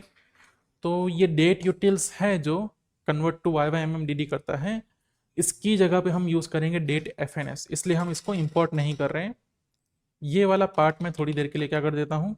कमेंट, ठीक है। जेंडर क्या बोल रहा है? ये string is not assignable to type male और फीमेल। अच्छा, ये इसने यहाँ से बोला कि भाई कुछ लोचा है। क्यों? क्योंकि जेंडर में वहां से क्या आ रहा है? स्ट्रिंग आ रहा है, ठीक है। और यहाँ पे हमने क्या डिफाइन करके रखा है? ऊपर ये रहा वन ऑफ वाला कुछ डिफाइन करके रखा है, ये रहा। इनमें से एक होना चाहिए।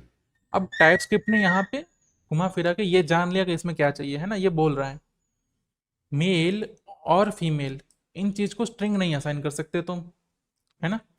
इसके लिए क्या ऑप्शन होगा हमारे पास कि भाई ये जो यूज फॉर्म है ना, उसका टाइप हम ओवरराइड कर सकते हैं, ठीक है। कैसे? यहाँ पे हम इंटरफेस बनाएंगे, आई फॉर्म टाइप, ठीक है।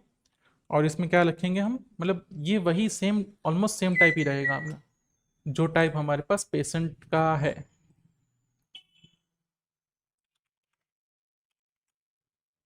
कहाँ है ये टाइप? ये रहा। हम्म, सेम ही रहेगा। हम यहाँ पे फिर कर भी सकते थे, पेशेंट वाला ही टाइप यूज कर सकते थे कि भाई फॉर्म में ये चीज रहनी है। हम कर सकते हैं, लेकिन लेकिन कभी कभी होता है कि भाई हम डिफरेंट टाइप भी होती है, तो हम ये वाले फॉर्मूला से जाएंगे, भाई टाइप अलग रखनी है, ठीक है। ऑल दो दोनों में चीजें सेम है, सर्कमस्टेंसेस हमेशा ऐसे नहीं रहते हैं कि यही हो। तो मैंने इसको फॉर्म टाइप डिफाइन कर दिया। फॉर्म टाइप डिफाइन करने के बाद मुझे पता ये लगा कि मोबाइल नंबर में वो नल एक्सेप्ट नहीं करता, तो मुझे यहाँ पे करना पड़ेगा इसको थोड़ा सा मॉडिफाई और नल एक्सेप्ट कराना पड़ेगा इससे। ओके, और क्या चीज़ है, रिजॉल्वर में कुछ प्रॉब्लम है। अब ये क्या बोल रहा है ना, रिजॉल्वर का टाइप और हमने जो इसका टाइप दिया है उसमें कुछ मिसमैच आ रहा है, तो यहाँ पे किसी एक चीज़ को हमें एनी बोलना पड़ेगा, ठीक है, वरना ये काम अच्छे से नहीं बनेगा। तो मैं ये इस वाले को बोल दूंगा एज एनी। ओके, रिजॉल्वर में जो जा रहा है उसको एज एनी बोल दूंगा, ताकि ये दोनों अपने आप में लड़ते ना रहें, वरना स्कीमा और ये दोनों लड़ रहे हैं, अपने आप में लड़ रहे हैं, तो वो लड़ाई उसकी बंद कर दी मैंने। अब DOB, इसमें जो डिफॉल्ट वैल्यू ऐड हो रही है उसके लिए हमें क्या चाहिए, डेट FNS वाला लाइब्रेरी। ठीक है, डेट FNS वाला लाइब्रेरी आ गया है, और इसको यूज़ करने के लिए क्या करना होता है, कन्वर्ट टू y/mm चीज़ है, ठीक है, इसको हमें यूज़ करना पड़ेगा यहाँ पे फॉर्मेट नाम का फंक्शन, जिसको पहले आर्ग्यूमेंट में क्या जाएगा, डेट जाएगा। अरे इस तरह से न्यू डेट भेजना होता है। दूसरे आर्ग्यूमेंट में हमें क्या करना चाहिए, y/y/mm चाहिए ना, y/y/mm डेट FNS में इस तरह से लिखना होता है। और जो नीचे है उसको भी हम क्या करेंगे, फॉर्मेट करेंगे, कन्वर्ट की जगह ये फॉर्मेट लिख दिया हमने, और ये चीज़ पास कर देंगे क्योंकि वहाँ ऑलरेडी हमारे पास डेट अवेलेबल ही है। ओके, ये अपना काम हो गया DOB वाला। OBJ फॉर्म डिफाइन करना था, वो हमने डिफाइन कर दिया। अब नीचे टेक्स्ट फील्ड डिफाइन करने हैं, एक्चुअली चीज़ डिफाइन करनी है। तो OBJ फॉर्म में पहले मतलब यहाँ पे जो फॉर्म बनाया है उसका ऑन सबमिट रख देते हैं। ऑन सबमिट में क्या रखते हैं हम, OBJ फॉर्म, अरे अरे अरे अरे OBJ form dot handle submit, क्या हो रहा है अभी, मुझे VS कोड अपडेट करना ही पड़ेगा इसका नेक्स्ट टाइम। ठीक है, इसके अंदर क्या जाता है, कॉल बैक जाता है, ऊपर से डेटा मिलते हैं, और ये देखिए इस बार क्या होगा, मैं डेटा पे होवर करता हूँ, मुझे कौन से टाइप के डेटा मिल रहे हैं, फॉर्म टाइप के डेटा मिल रहे हैं, ये पता लग गया। ओके, अब हमें क्या करना है, तो वे डेटा को कंसोल मार देते हैं फिलहाल।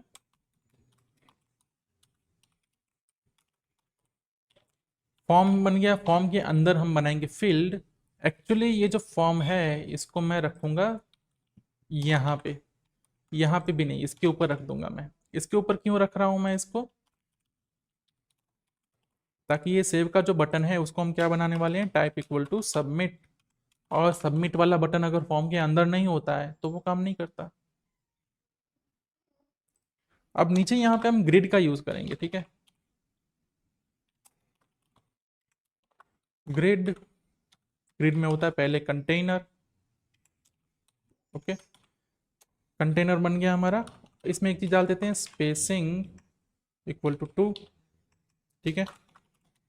दूसरी चीज क्या रखी हमने, grid item, first name last name दोनों को बाजू बाजू में रेंडर करना है, इस तरह से रखेंगे तो इसका एक्सेस मुझे रखना है 6, और वैसे ही बाजू में दूसरा ग्रिड आइटम।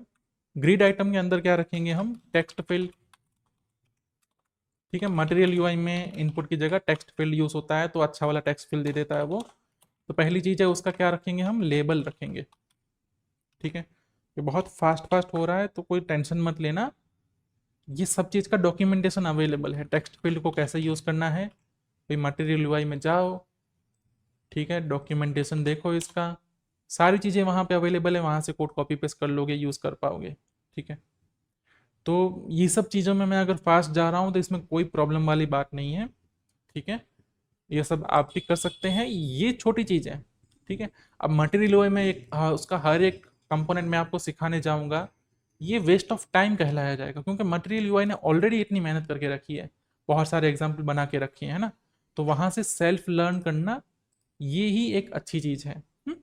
जैसे कि यहाँ पे देखो ये इसने सिलेक्ट के लिए बना के रखा है, भाई ऐसे सिलेक्ट दिखा सकते हैं, ऐसा भी सिलेक्ट दिखा सकते हैं, इनके कोड यहाँ पे अवेलेबल हैं। अब और इससे बड़ी क्या चीज़ चाहिए आपको, राइट। इसके लेबल में रखूंगा मैं फर्स्ट नेम, यहाँ पे भी हम यूज़ करेंगे क्या चीज़, register, dot dot dot OBJ form dot register, suggestion में मिलेगा तो यहाँ पे लिख देंगे फर्स्ट नेम, राइट, ठीक है, फर्स्ट नेम आ गया यहाँ पे। और अब देखिए यहाँ पे ना एरर अगर दिखाना है तो ठीक है, नीचे एक अलग से डिव वगैरह बनाने की जरूरत नहीं है। टेक्स्ट फिल ऑलरेडी एरर को सपोर्ट करता है। अगर एरर को ऑन किया ना तो लाल कलर का आ जाएगा। देखिए यहाँ पे कहीं पे एग्जांपल होगा बीच में, ये रहा। इसको कैसे दिखाना, नीचे इनकरेक्ट एंट्री कैसे दिखानी है, उसके लिए हेल्पर टेक्स्ट होता है। ठीक है, एरर ऑन करना है और हेल्पर टेक्स्ट रख देना है तो वो नीचे दिख जाएगा। तो एरर है कि नहीं है कैसे पता लगेगा? ओबीजे फॉर्म डॉट क्या नाम था इसका, form state dot errors dot. देखिए यहाँ पे सजेशन आया। अब अगर फर्स्ट नेम में एरर है तो ये दिखेगा। इसको करेंगे क्या, डबल एक्सक्लामेटरी। इससे क्या होता है, वो बुलियन बन जाता है। ठीक है, और क्या दूसरी चीज़ ये हमारी थी, helper text. Helper text equal to first name dot message. ठीक है, टेक्स्ट फील्ड, इसको ओपन करके देखते हैं ये बना के नहीं बना। बन तो गया है। हमें थोड़ी विथ चाहिए। ठीक है, तो मैं विथ के लिए क्या करूँगा, ये जो अपना डायलॉग कंटेंट है उसको मैं स्टाइल दे दूंगा विथ इक्वल टू एटलीस्ट मेरे पास 500 पिक्सल तो हो, है ना। 500 ये बन गया। हटा देते हैं इसको।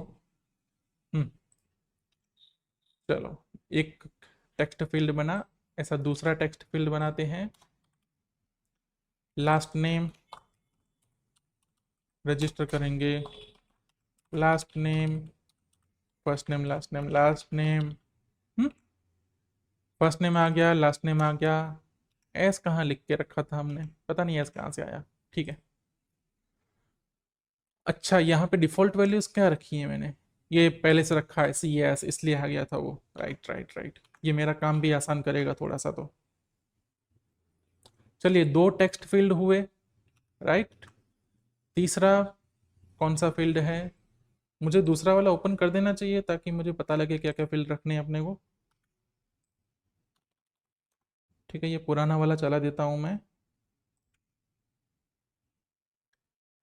हाँ, यहाँ पे ऐड के अंदर क्या क्या फील्ड थे, लास्ट नेम था, ईमेल था तीसरा फील्ड। ठीक है, ईमेल बनाना है। ईमेल ईमेल ईमेल के लिए टेक्स्ट फील्ड ही रहेगा। ईमेल और मोबाइल नंबर एक लाइन में रख देंगे। ठीक है, ईमेल रजिस्टर ईमेल। ठीक है, एरर्स में भी हमें क्या लिखेंगे, ईमेल वाली एरर दे दो। फिर यहाँ पे मोबाइल नंबर, मोबाइल, और आगे कौन से फील्ड है हमारे पास, डेट ऑफ बर्थ है, इज सब्सक्राइब्ड है। ठीक है, डीओबी डालते हैं, ये एक डीओबी के लिए, इज सब्सक्राइब्ड के लिए। डेट ऑफ बर्थ पूरा ही लिखते हैं ना। अब डीओबी के लिए हम टेक्स्ट फील्ड तो यूज़ नहीं करेंगे, वहाँ पे एक स्पेशल चीज़ यूज़ करेंगे जो कि एमयूआई ने बहुत मेहनत से बनाई है।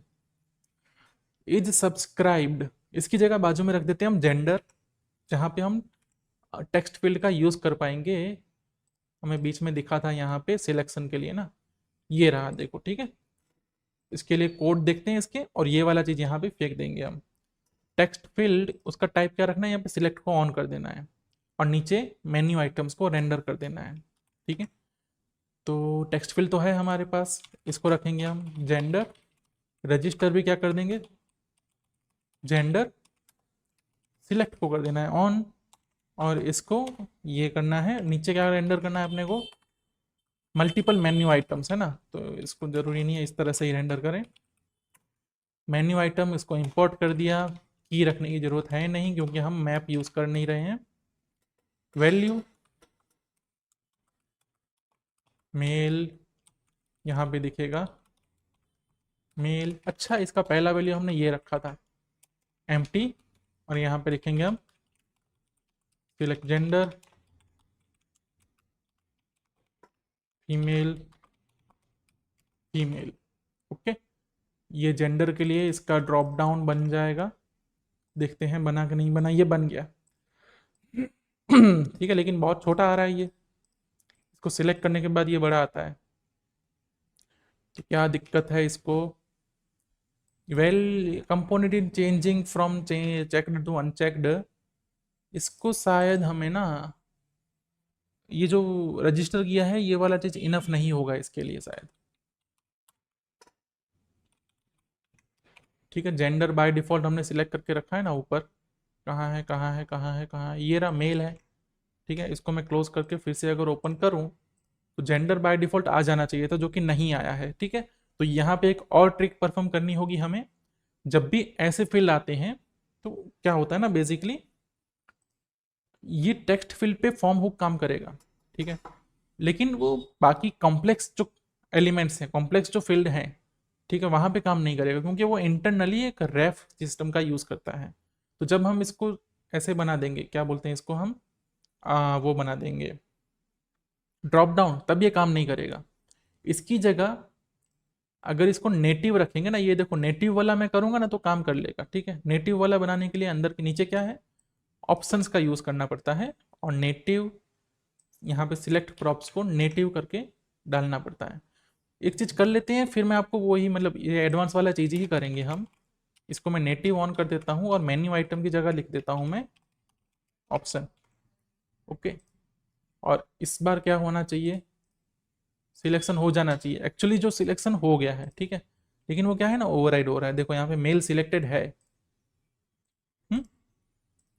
शायद नहीं है सिलेक्टेड, आई डोंट नो, नहीं है, तब भी वो सिलेक्टेड नहीं आ रहा है। ठीक है, तो इसको कंट्रोल जेड मारेंगे, हम नेटिव नहीं यूज करने वाले, हम यही यूज करने वाले हैं। और जब हमारे पास ऐसी सिचुएशन आ जाए कि रजिस्टर सही से काम ना करे, तो रजिस्टर हटा देना है। इसकी जगह क्या यूज करना है, कंट्रोलर। ठीक है, कंट्रोलर सेल्फ क्लोजिंग होगा। कंट्रोलर को तीन प्रॉप्स आते हैं। पहला प्रॉप्स नेम, ठीक है, नेम में जाएगा जेंडर। दूसरा प्रॉप्स रेंडर, रेंडर में एक्चुअली जो हमें रेंडर करना है वो। और एक प्रॉप्स है कंट्रोल, और इसमें जाएगा ओबीजे फॉर्म डॉट, अरे कंट्रोल जा भाई, ओबीजे फॉर्म सही से नहीं लिखा है ना मैंने। हाँ, रेंडर को क्या रिटर्न करना है, जो भी हमें रेंडर करना हो, तो ये टेक्स्ट फील्ड हम अंदर से करेंगे रिटर्न।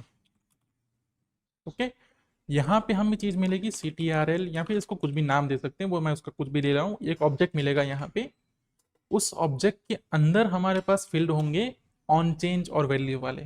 ठीक है, इस चीज को क्या देना होता है, वैल्यू देना होता है। तो value equal to CTRL dot field dot value.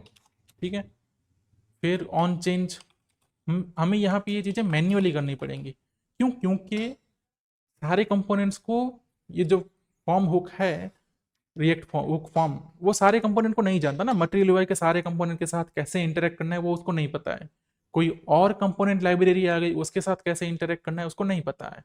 तो यहाँ पे हम मैन्युअली, अगर हमें जब ओवरराइड करना हो तो हम क्या करेंगे, कंट्रोलर का यूज करेंगे। तो कंट्रोलर में हमें ऑन चेंज मिला, ऑन चेंज में क्या मिलता है, ई मिलता है ना। और हम यहाँ पे क्या करेंगे, OBJ form dot set value का यूज करेंगे। किसका वैल्यू सेट करना है, जेंडर का। और क्या वैल्यू देना है उसको, ई डॉट टारगेट डॉट, अरे वैल्यू जा सही से। ठीक है, ये लाल कलर का हट गया, मेरे ख्याल से अब ये काम करना चाहिए।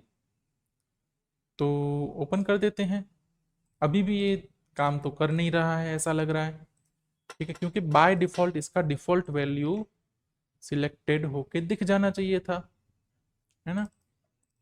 इसको मेल मैंने सिलेक्ट करके रखा है, तो बाय डिफॉल्ट यहाँ पे मेल आ जाना चाहिए था। मैं कंसोल लॉग करता हूँ CTRL का,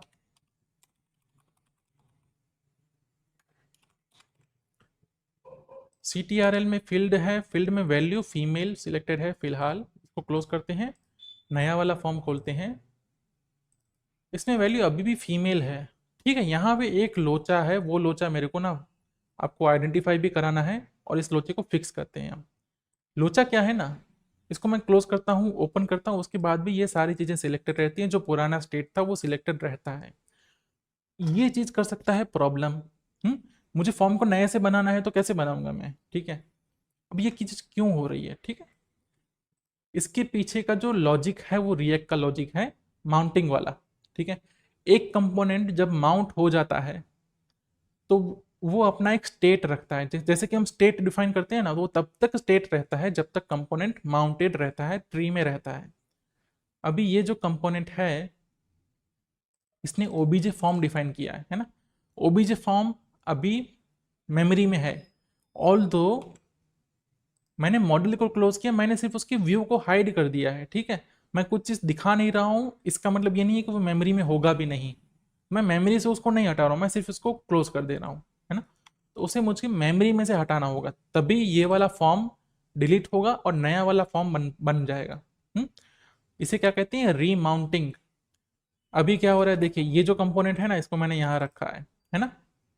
उस एक बार वो माउंट होगा, कब माउंट होगा, जब ये ऊपर वाला पेरेंट माउंट होगा तो ये भी माउंट हो जाएगा।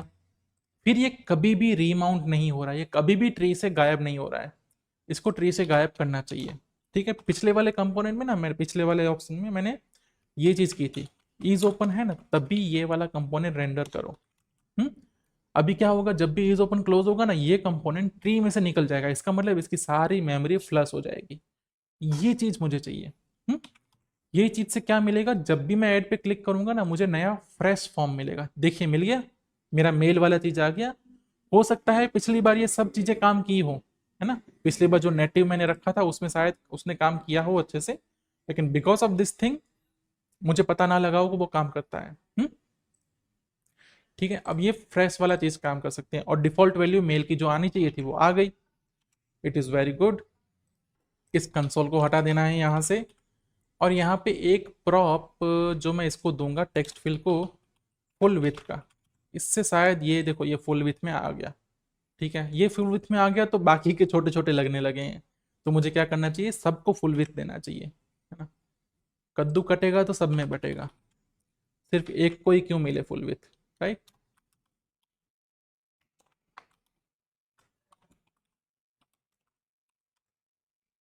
सबको फुल विथ मिल गया, सबको समानता का हक है। ओके, चलिए कौन सा फील्ड बाकी है अब, एक तो इज सब्सक्राइब्ड और डिस्क्रिप्शन, ये दो फील्ड बाकी हैं। हम्म तो डिस्क्रिप्शन का फील्ड बना देता हूं मैं नीचे, और डिस्क्रिप्शन को क्या चाहिए होगा, वो छोटे छोटे में काम नहीं चलेगा, उसको पूरा ही पूरा जगह चाहिए।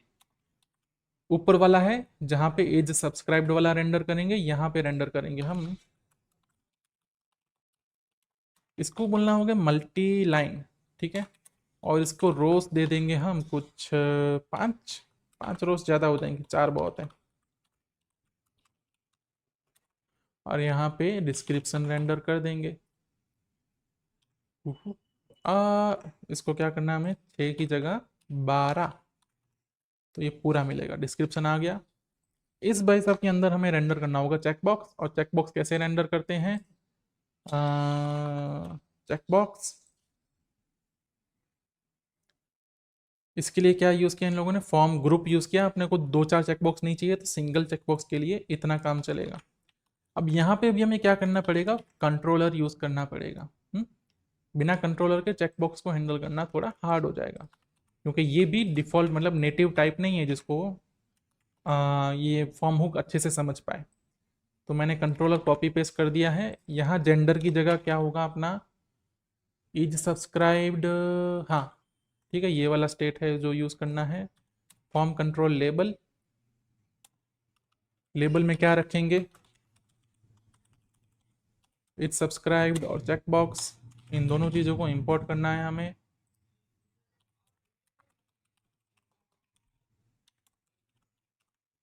ठीक है, ये दोनों चीज़ें इंपोर्ट हो गई।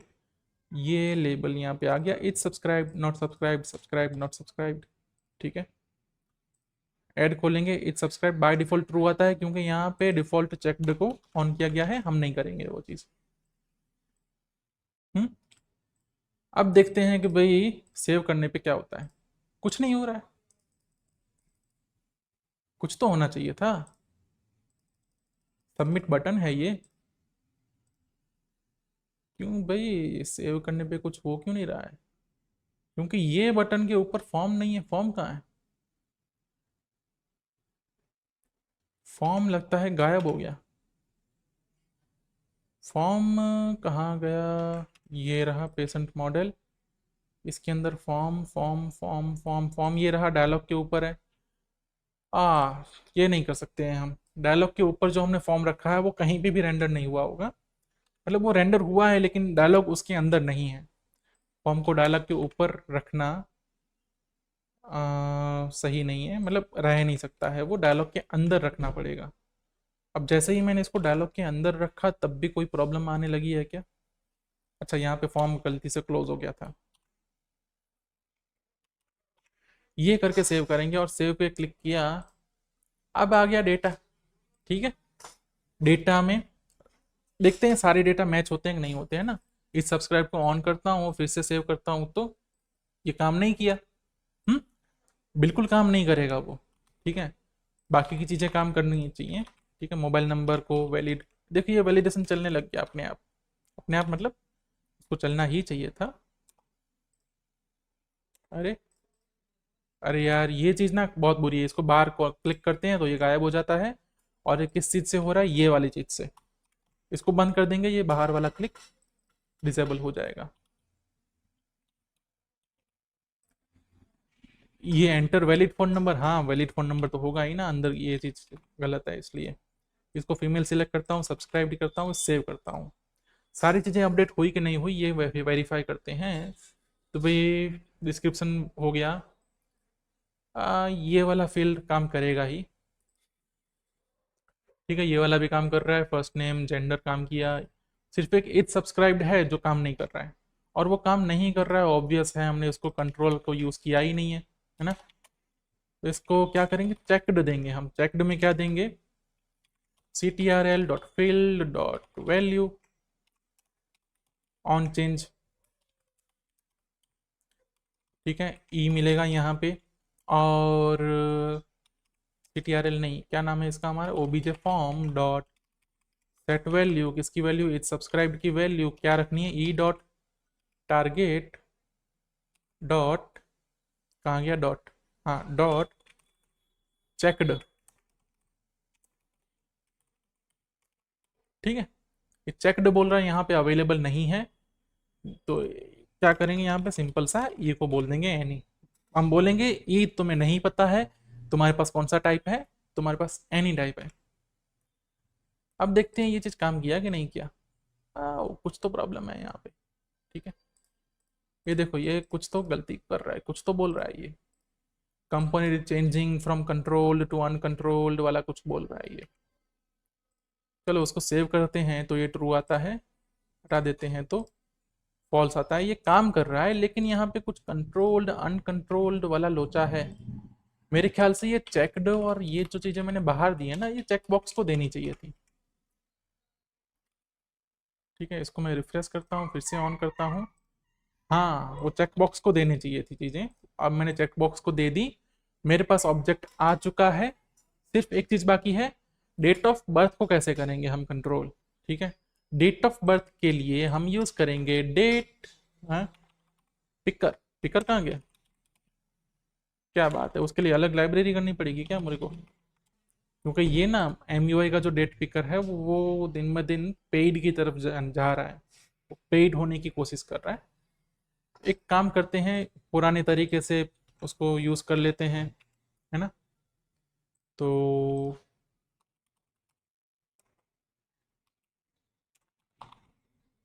ठीक है, टेक्स्ट फील्ड, अरे अ, अच्छा ये वर्जन 6 है, ये वर्जन 5 है और डेट पिकर नहीं। MUI core, material UI। अच्छा, अब इन लोगों ने बहुत चीज़ें अलग अलग कर दी हैं। टेक्स्ट फील्ड जो है वो MUI कोर का पार्ट है, बाकी चीज़ें दूसरी और चीज़ का पार्ट है। बहुत गंदा काम कर दिया इन लोगों ने। इसमें है डेट का, ये देखो यहाँ पे MUI X है, फिर से वो दूसरा कोई चीज़ है।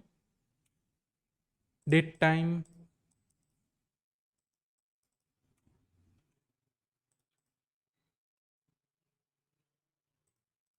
हाँ ये देखो प्रो का ऑप्शन है हमारे पास। डेट FNS ये सब चीज़ें छोड़ो, वहाँ नहीं जा रहे हम। क्या करेंगे, सीधा सीधा अपने कहाँ गया, date of birth. Date of birth type equal to date.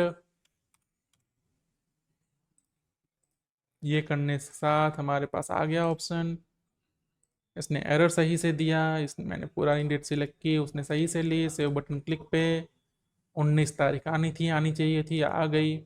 इसको हम ऐड भी कर पाएंगे बाद में। ठीक है। हमारा कोड कहाँ तक पहुँचा? ऑन सबमिट कहाँ है? यहाँ तक पहुँच गया कोड। ठीक है। अब इसके बाद हमें क्या करना है? एपीआई कॉल करना है। पिछली बार हमने कैसे किया था? ट्राई कैच करो, सेट लोडिंग, ये करो वो करो। इस चीज़ के लिए हमने क्या लाया है? React query. तो यहाँ पे रिएक्ट क्वेरी का यूज़ करेंगे। इस बार यूज़ करेंगे हम एक्शन नाम का वेरिएबल डिक्लेयर करेंगे, यूज म्यूटेशन। क्यों? क्योंकि हम ऐड अपडेट कर रहे हैं। म्यूटेशन में कोई भी स्ट्रिंग नहीं डालना पड़ता है, यहाँ पे सीधा सीधा एसिंग फंक्शन डाल दो। और देखो हमने यहाँ पे भी ट्राई कैच नहीं किया है, क्वेरी वाले फंक्शन में भी ट्राई कैच नहीं किया है, वो ट्राई कैच अपने आप लग जाएगा।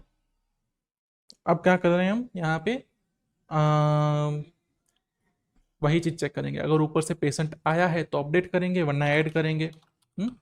If props dot patient dot I D, अगर ये चीज़ है तो हम करेंगे कौन सी service? Patient service dot update patient dot I D, और यहाँ पे क्या डालना है ना, यहाँ से देंगे डेटा। ठीक है। Data equal to I patient type का डेटा आना चाहिए। इसको अवेट कर दिया। एल्स सेम ही चीज करेंगे, लेकिन यहाँ पे करेंगे हम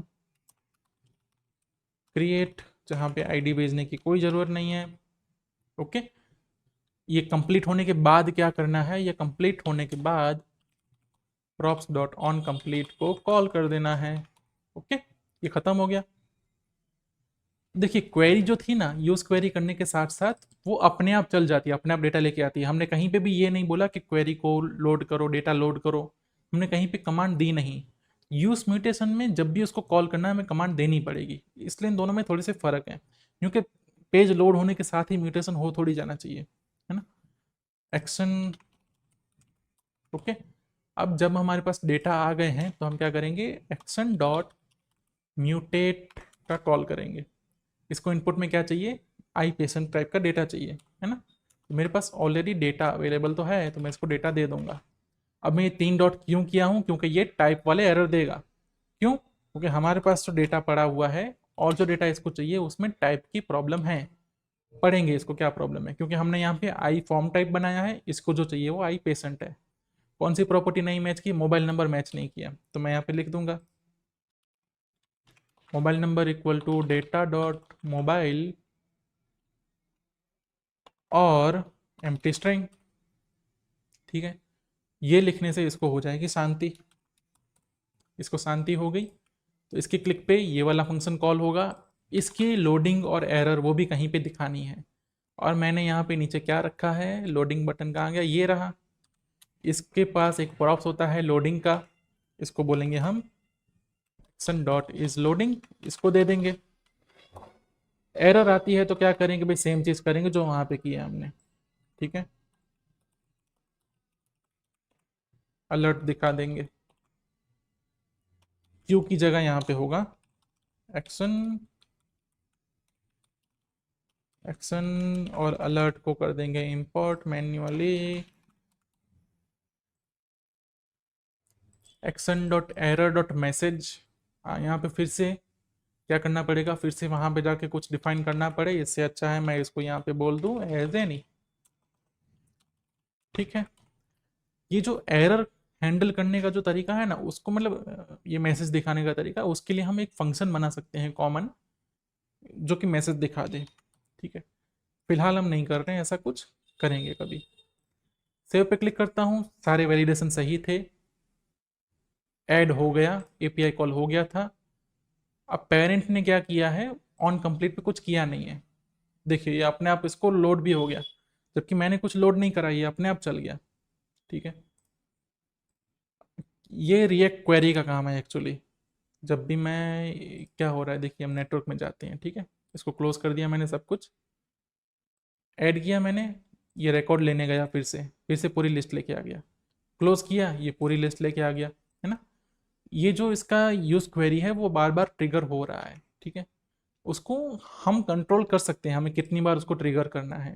इसके लिए जो क्वेरी क्लाइंट है इसमें कुछ प्रॉप्स जाने हैं, तो इसमें डिफ़ॉल्ट ऑप्शन जाएंगे, इसमें क्वेरीज के हम ऑप्शन भेजेंगे। ऑप्शन में क्या बोलेंगे हम, on mount retry on mount false,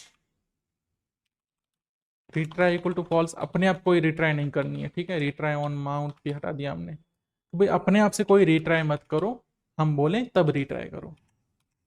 मेरे ख्याल से रिट्राई। और दूसरी चीज़ क्या है, refetch, refetch on mount equal to false, refetch interval छोड़ो, ठीक है। आई थिंक अब ये नहीं करेगा ऐसी चीज़। अब इसको ऐड मैंने कॉल किया, ये कॉल नहीं कर रहा है, ठीक है। अब हम क्या करेंगे, ये जो पेशेंट लिस्ट है वहाँ पे हमने ऑन कंप्लीट रखा हुआ है। इसकी ऑन कंप्लीट पे क्या करना है अपने को, एक तो मॉडल क्लोज करना है, तो set open equal to false करेंगे, और दूसरी चीज़ क्यू डॉट रिफैच करेंगे, ठीक है। तो रिफैच करने का जो फंक्शन चाहिए अपने को वो क्यू के साथ मिल जाता है हमें। अब करते हैं फिर से ऐड, ठीक है। मैंने बाय डिफ़ॉल्ट सी सी ये सब चीज़ें रखी हुई हैं, तो मेरा काम आसान है। इसको सेव कर दूंगा मैं, ये सेव कर दिया, ये ऐड हो गया। और एडिट वाला काम भी चलेगा बाय डिफ़ॉल्ट, क्यों? क्योंकि हमने वो चीज़ का पहले से ही कॉल करके रखा है, बस एडिट के बटन पे इसको इम्प्लीमेंट करना बाकी है। एडिट का बटन ऑन क्या रखेंगे, यहाँ पे क्लिक होता है, ठीक है। Set open equal to true, और set current patient equal to item. यहाँ पे ये प्रॉब्लम हुई है, okay? इसके साथ साथ हमें क्या चीज़ करनी पड़ेगी, ऐड के बटन के क्लिक पे इसको अनडिफाइंड भी बनाना पड़ेगा। चलो, क्लिक किया एडिट पे, सेव किया, पीछे रिफ्रेश चल गया, ये काम कर गया, है ना। अभी क्या हुआ ना, रिफ्रेश जब हो रहा है तो लोडिंग नहीं दिख रही है ना। लोडिंग सिर्फ एक बार ही दिख रही है, पहली बार। बार बार लोडिंग नहीं दिख रही है, और मैं चाहता हूँ कि बार बार लोडिंग दिखे। तो बार बार लोडिंग जब दिखानी हो तो यहाँ पे इज लोडिंग की जगह इज फैचिंग, ये वाला यूज़ करना होता है, तो वो बार बार लोडिंग दिखाएगा, है ना।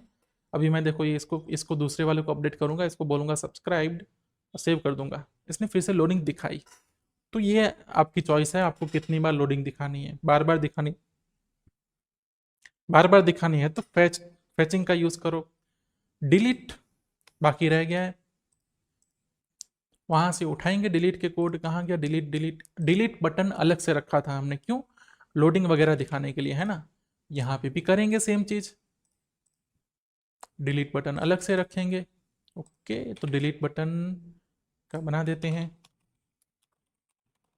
Delete button dot T S X R F C. Props से क्या क्या आएगा इसके पास, डिलीट बटन के प्रॉप्स में से आता है आईडी, आता है मेरे ख्याल से सिर्फ, ठीक है। चलो प्रॉप्स डिफाइन कर देते हैं, प्रॉप्स आईडी स्ट्रिंग, ये आना चाहिए। रेंडर क्या क्या करेंगे हम, अभी हमने क्या रेंडर किया, आइकन बटन रेंडर किया है लाल कलर का, है ना। अंदर भी सेम चीज़ रेंडर कर देते हैं, राइट। कंफर्म हमें पूछना पड़ेगा, वो जैसे पहले भी हमने कंफर्म वाला चीज़ पूछा था, वो तो पूछना पड़ेगा ही। डिलीट कहाँ गया बटन मेरा, डिलीट बटन, ये आइकन बटन, इस चीज़ को यहाँ से उठा के यहाँ पे पेस्ट कर देते हैं। इंपोर्ट करने पड़ेंगे, एक डिलीट आइकन का इंपोर्ट करना पड़ेगा, एक आइकन बटन का इंपोर्ट करना पड़ेगा, दूर से आना पड़ेगा इसको भी, ठीक है। लोडिंग के लिए सर्कुलर लोडिंग, सर्कुलर प्रोग्रेस का ही यूज़ कर लेंगे। लोडिंग कब दिखेगी, तो जब लोडिंग चल रही है। अब यहाँ पे क्या कर रहे हैं हम, फिर से एपीआई कॉल करना है, तो एपीआई कॉल करते वक्त क्या करेंगे, म्यूटेशन। तो const action equal to use mutation async function देंगे इसको।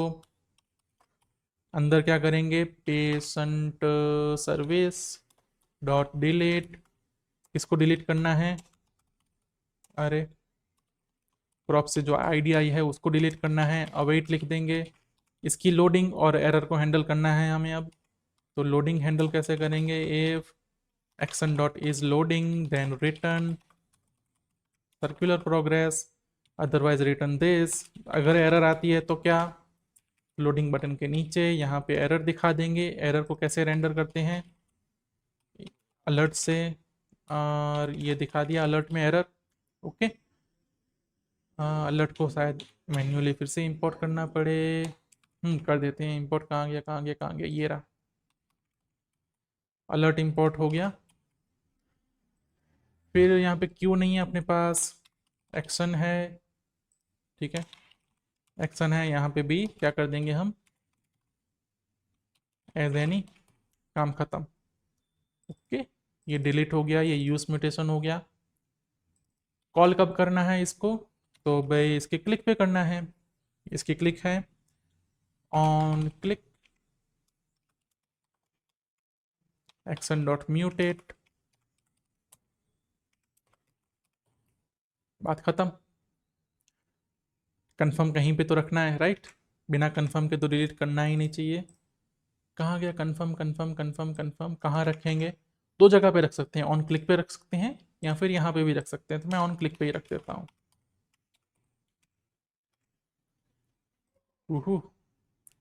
डिलीट करना है, अरे रेंडर ही नहीं किया हमने, वहां से सिर्फ उठाया है, वापस नहीं डाला कुछ भी हमने। एडिट एडिट एडिट के बाद यहाँ पे रहता है डिलीट का बटन। अरे अरे अरे अरे,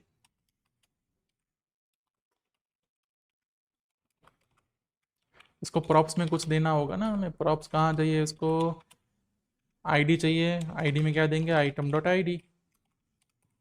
ये रोएगा, ठीक है, रोया। ये क्या बोल रहा है, आईडी जो है अनडिफाइंड भी हो सकती है। क्यों, क्योंकि हमने इसको टाइप में डाला है कि अनडिफाइंड हो सकती है। तो क्या करेंगे हम, जब आईडी हो तभी इसको रेंडर करो, ठीक है। इसे क्या कहेंगे, सेफ्टी चेक कहते हैं, या फिर पता नहीं और क्या कहते हैं, सेफ्टी चेक ही कहेंगे इसे हम। फिर पहले एक डॉट जिस चीज़ का कर रहे हैं वो चीज़ होनी चाहिए है, तो ही उस चीज़ के बारे में कुछ करो। हम्म, अब करेंगे इसको क्लिक, यहाँ पे आ गया यस नो, ठीक है। अब यहाँ पे क्या एक इम्प्रूवमेंट हो सकती थी कि भाई ये जो यस नो है उसको हम वो कर सकते थे क्या, क्या बोलते हैं इसको, अच्छा सा डायलॉग दिखा सकते थे, नहीं ना, मटेरियल यूआई का मॉडल दिखा सकते थे यहाँ पे हम। ये ब्राउज़र वाला यस नो दिखाने से अच्छा था, वो दिखा सकते थे, ठीक है, लेकिन नहीं दिखा रहे हैं, उसमें मेहनत लग जाती है। और ये अभी ना एक चीज़ ये हो रही है, ठीक है भाई, क्लोज हो जा। इस पर क्लिक करता हूँ, कैंसिल करता हूँ, तब भी ये लोडिंग दिखती है। क्लिक करता हूँ, ओके, तो ओके कर देते हैं, ठीक है। ओके करने के बाद भी ये रिफेच करता है। एक तो यहाँ लोडिंग दिखी, ऊपर से ऊपर लोडिंग दिखी, और जब डिलीट हो गया उसके बाद उसने रिफेच नहीं किया। तो वहाँ पे जो रिफेच एक्चुअल में हो रहा था ना, वो फिर से क्वेरी ने किया था, रिएक्ट क्वेरी ने। तो रिएक्ट क्वेरी ने जो यहाँ पे रीफेच किया था उसको भी हमें क्या करना पड़ेगा, disable. Refetch on reconnect equal to false, on window focus equal to false. इसको इसको बहुत सारी चीज़ें हैं जो इसको अच्छे से नहीं आती हैं, मतलब बहुत ज़्यादा रीफेच के फेवर में रहता है ये। अब इस बटन को और भी क्या चीज़ चाहिए, ऑन कंप्लीट भी इसको देना पड़ेगा अपने को।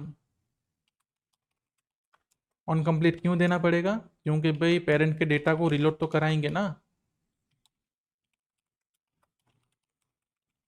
ठीक है। ऑन कंप्लीट अंदर वाले फंक्शन को इसको एक्सेप्ट करना पड़ेगा, तभी ये काम करेगा। दूसरी चीज़ ऑन कंप्लीट आने वाली है जो कि वॉइड रिटर्न करेगी।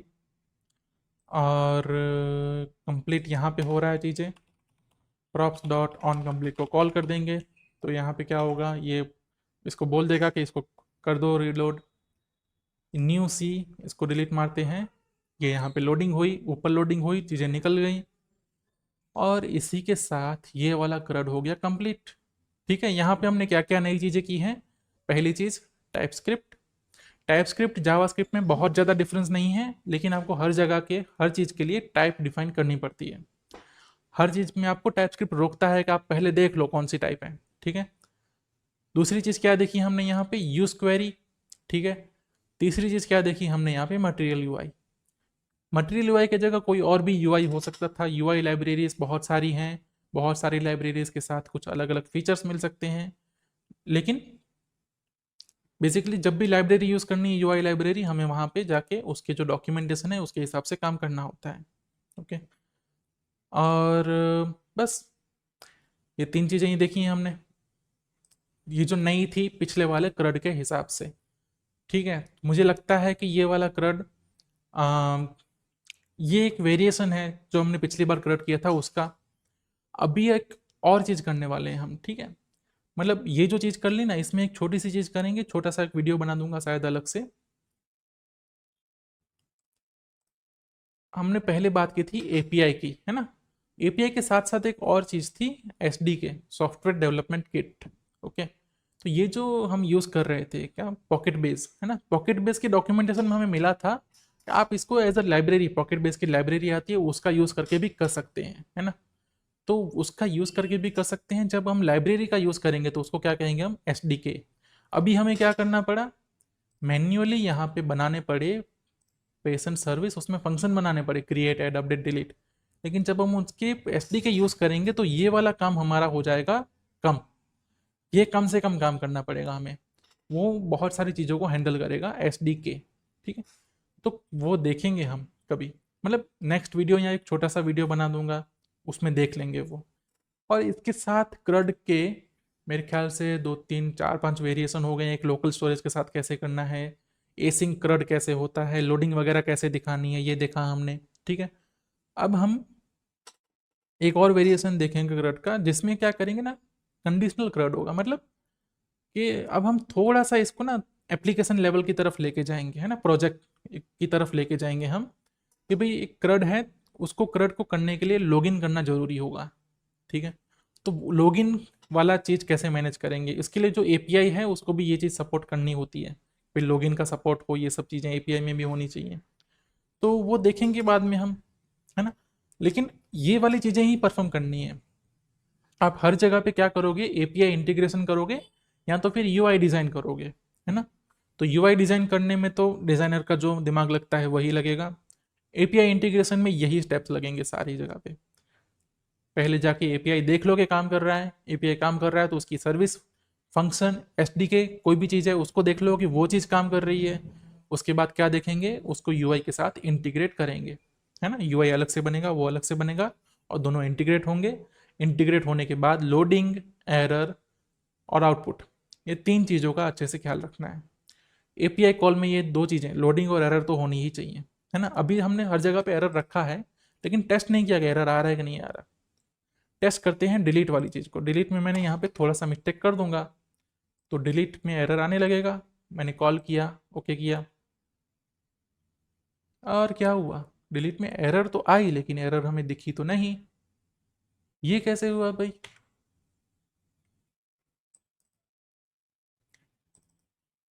हु, डिलीट में हमने, अच्छा जब इसका हम सर्विस बना रहे थे ना, तभी डिलीट बहुत प्रॉब्लमेटिक चीज़ था। चलो अभी मैंने इसको उठा लिया है पॉइंट को, तो अब मुझे ये कंप्लीट करना पड़ेगा। रिजल्ट इक्वल टू, ठीक है, रिजल्ट क्या आता है ये देखते हैं। क्योंकि उसका डिलीट का एपीआई ना थोड़ा ट्रिकी था, कि वो कुछ भी नहीं होता तो नल रिटर्न करता है, वरना कुछ करता है। ठीक है, अभी ये देखिए डिलीट हुआ तो नहीं है, एरर तो आई है जो कंसोल में दिख रही है, एक्चुअल में यहाँ नहीं दिख रही है। जब डिलीट कंप्लीट हो गया तो रिजल्ट में क्या मिला मुझे, कोड 404, है ना। अब ये मैसेज में दिख रहा है, the requested resource was not found. Okay, मुझे यहाँ पे मैसेज में दिख रहा है कि एरर एक्चुअल में क्या है। तो मुझे यहाँ पे क्या करना पड़ेगा भाई, इफ कंडीशन चेक करानी पड़ेगी, इफ रिजल्ट डॉट कोड। ठीक है, यहाँ पे देखते हैं अंदर, जब सब कुछ सक्सेसफुल होगा ना तो रिजल्ट में आएगा ट्रू। तो मैं यहाँ पे क्या चेक करूंगा, if result not equal to true.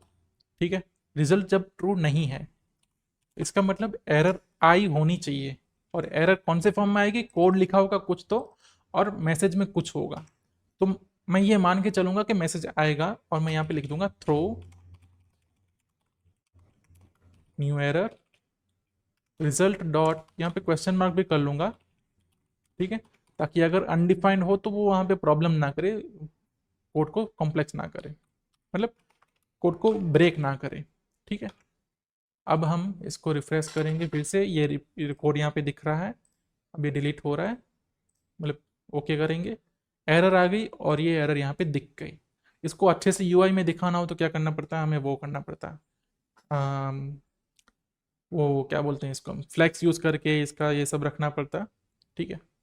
But delete वाली एरर दिख रही है ना, ये वाली चीज़ हमसे छूट गई थी पहले। अब डिलीट को हम सही कर देंगे और जब सक्सेसफुल डिलीट होगा वो तो होगा ही। ओके, चलो भाई डिलीट वाला काम हो गया। अपडेट में एरर आती है तो उसको कैसे हैंडल करेंगे, ऐड या अपडेट दोनों में से किसी चीज़ में एरर आई तो मैं क्या करता हूँ, अपडेट में यहाँ पे थोड़ा सा छेड़खानी कर देता हूँ, इसकी एरर दिखती है कि नहीं दिखती है हमें वेरीफाई ये करना है। और पहले इसने बोल दिया कि भाई मोबाइल नंबर सही करो, अपने 9 कर दिया मैंने, डेट ऑफ बर्थ सही करो ऐसा बोल रहा है ये, 2023 में कहाँ पड़े हुए वो, 1993 में आ जाते हैं हम, सेव करते हैं, देखिए फेल टू फैच यहाँ आया है ना। इसको यहाँ पे भी हमें क्या है, उसका जो यूआई में जो इसका अलाइनमेंट है वगैरह सब सही करना पड़ सकता है, बट ठीक है तब भी हमारा एरर दिख रहा है, ये कंसोल को नहीं देखना है, ठीक है ना, एरर यूजर को दिखना चाहिए, जो एक्शन ले रहा है बंदा उसको एरर दिखना चाहिए। सेव पे क्लिक करने पे फिर से लोडिंग दिखी, इस बार सब सक्सेसफुल हो गया। हाउ, टेस्ट किया, सेव पे क्लिक किया,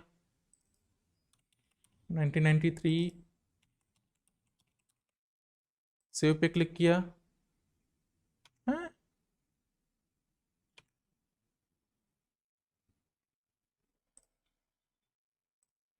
ये क्या बात हुई, अभी तक तो एरर दिख रही थी, अब एरर क्यों नहीं आ रही है।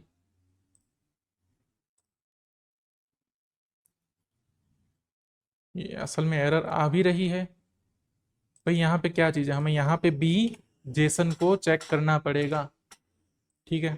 मैं क्या करता हूँ यहाँ पे अंदर ही चेक कर लेता हूँ, रिजल्ट इक्वल टू, ठीक है, इसको कंसोल रखते हैं, कंसोल करते हैं इसको,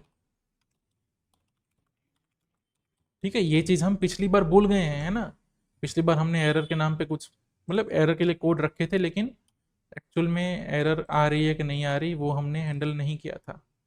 ये लोडिंग आ गई, लोडिंग के बाद एरर आ गई, एरर आती है तो क्या होता है, फिर से यही कोड आता है जो 200 के सिवा कुछ हो, है ना। सक्सेसफुल चीज़ पे क्या होता है, ठीक है, सक्सेसफुल अपडेट एक करके देखते हैं। सक्सेसफुल अपडेट के केस में रिजल्ट क्या मिलता है, सक्सेसफुल अपडेट के केस में रिजल्ट में आईडी आता है, ठीक है। तो मेरे पास ये केस बन गया, इफ डॉट आईडी नहीं है, ठीक है, क्वेश्चन मार्क भी रख देंगे, इसका मतलब एरर है, तो हम करेंगे throw new error result dot message, ठीक है। सेम इसी की तरह हम ऐड में भी करेंगे,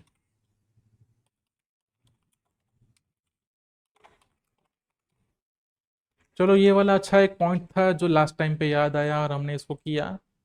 अभी ऐड ये करेंगे, ये सक्सेसफुल ऐड होगा, ऐड के साथ थोड़ी छेड़खानी करते हैं और एरर दिखनी चाहिए, नॉट फाउंड आ गई एरर, चलो सेम, मतलब अपडेट के साथ भी एरर दिखेगी अब, हाँ मेरे ख्याल से बहुत है इतना, ठीक है।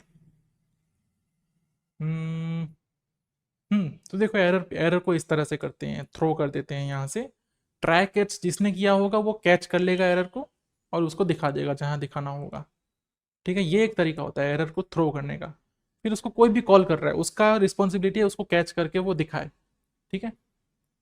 चलो मेरे ख्याल से ये इतना काफ़ी है, इसके साथ ये मटेरियल यूआई वाला क्रड भी कंप्लीट हो गया, और हम मिलेंगे किसी और क्रड के साथ, या फिर अभी मैं एक शायद बैकएंड के बारे में हम देखेंगे, बैकएंड सीखने के बाद हम एक पूरे प्रोजेक्ट की बात करेंगे, एक अच्छा सा ई कॉमर्स प्रोजेक्ट या फिर कोई एक प्रोजेक्ट ढूंढ के पूरा एक प्रोजेक्ट बनाएंगे। बहुत लंबी चीज़ हो सकती है, बहुत लंबा वीडियो हो सकता है, मतलब बहुत लंबा वीडियो तो नहीं, बहुत लंबा सेशन होगा, बहुत सारी वीडियो में डिवाइड होगा वो,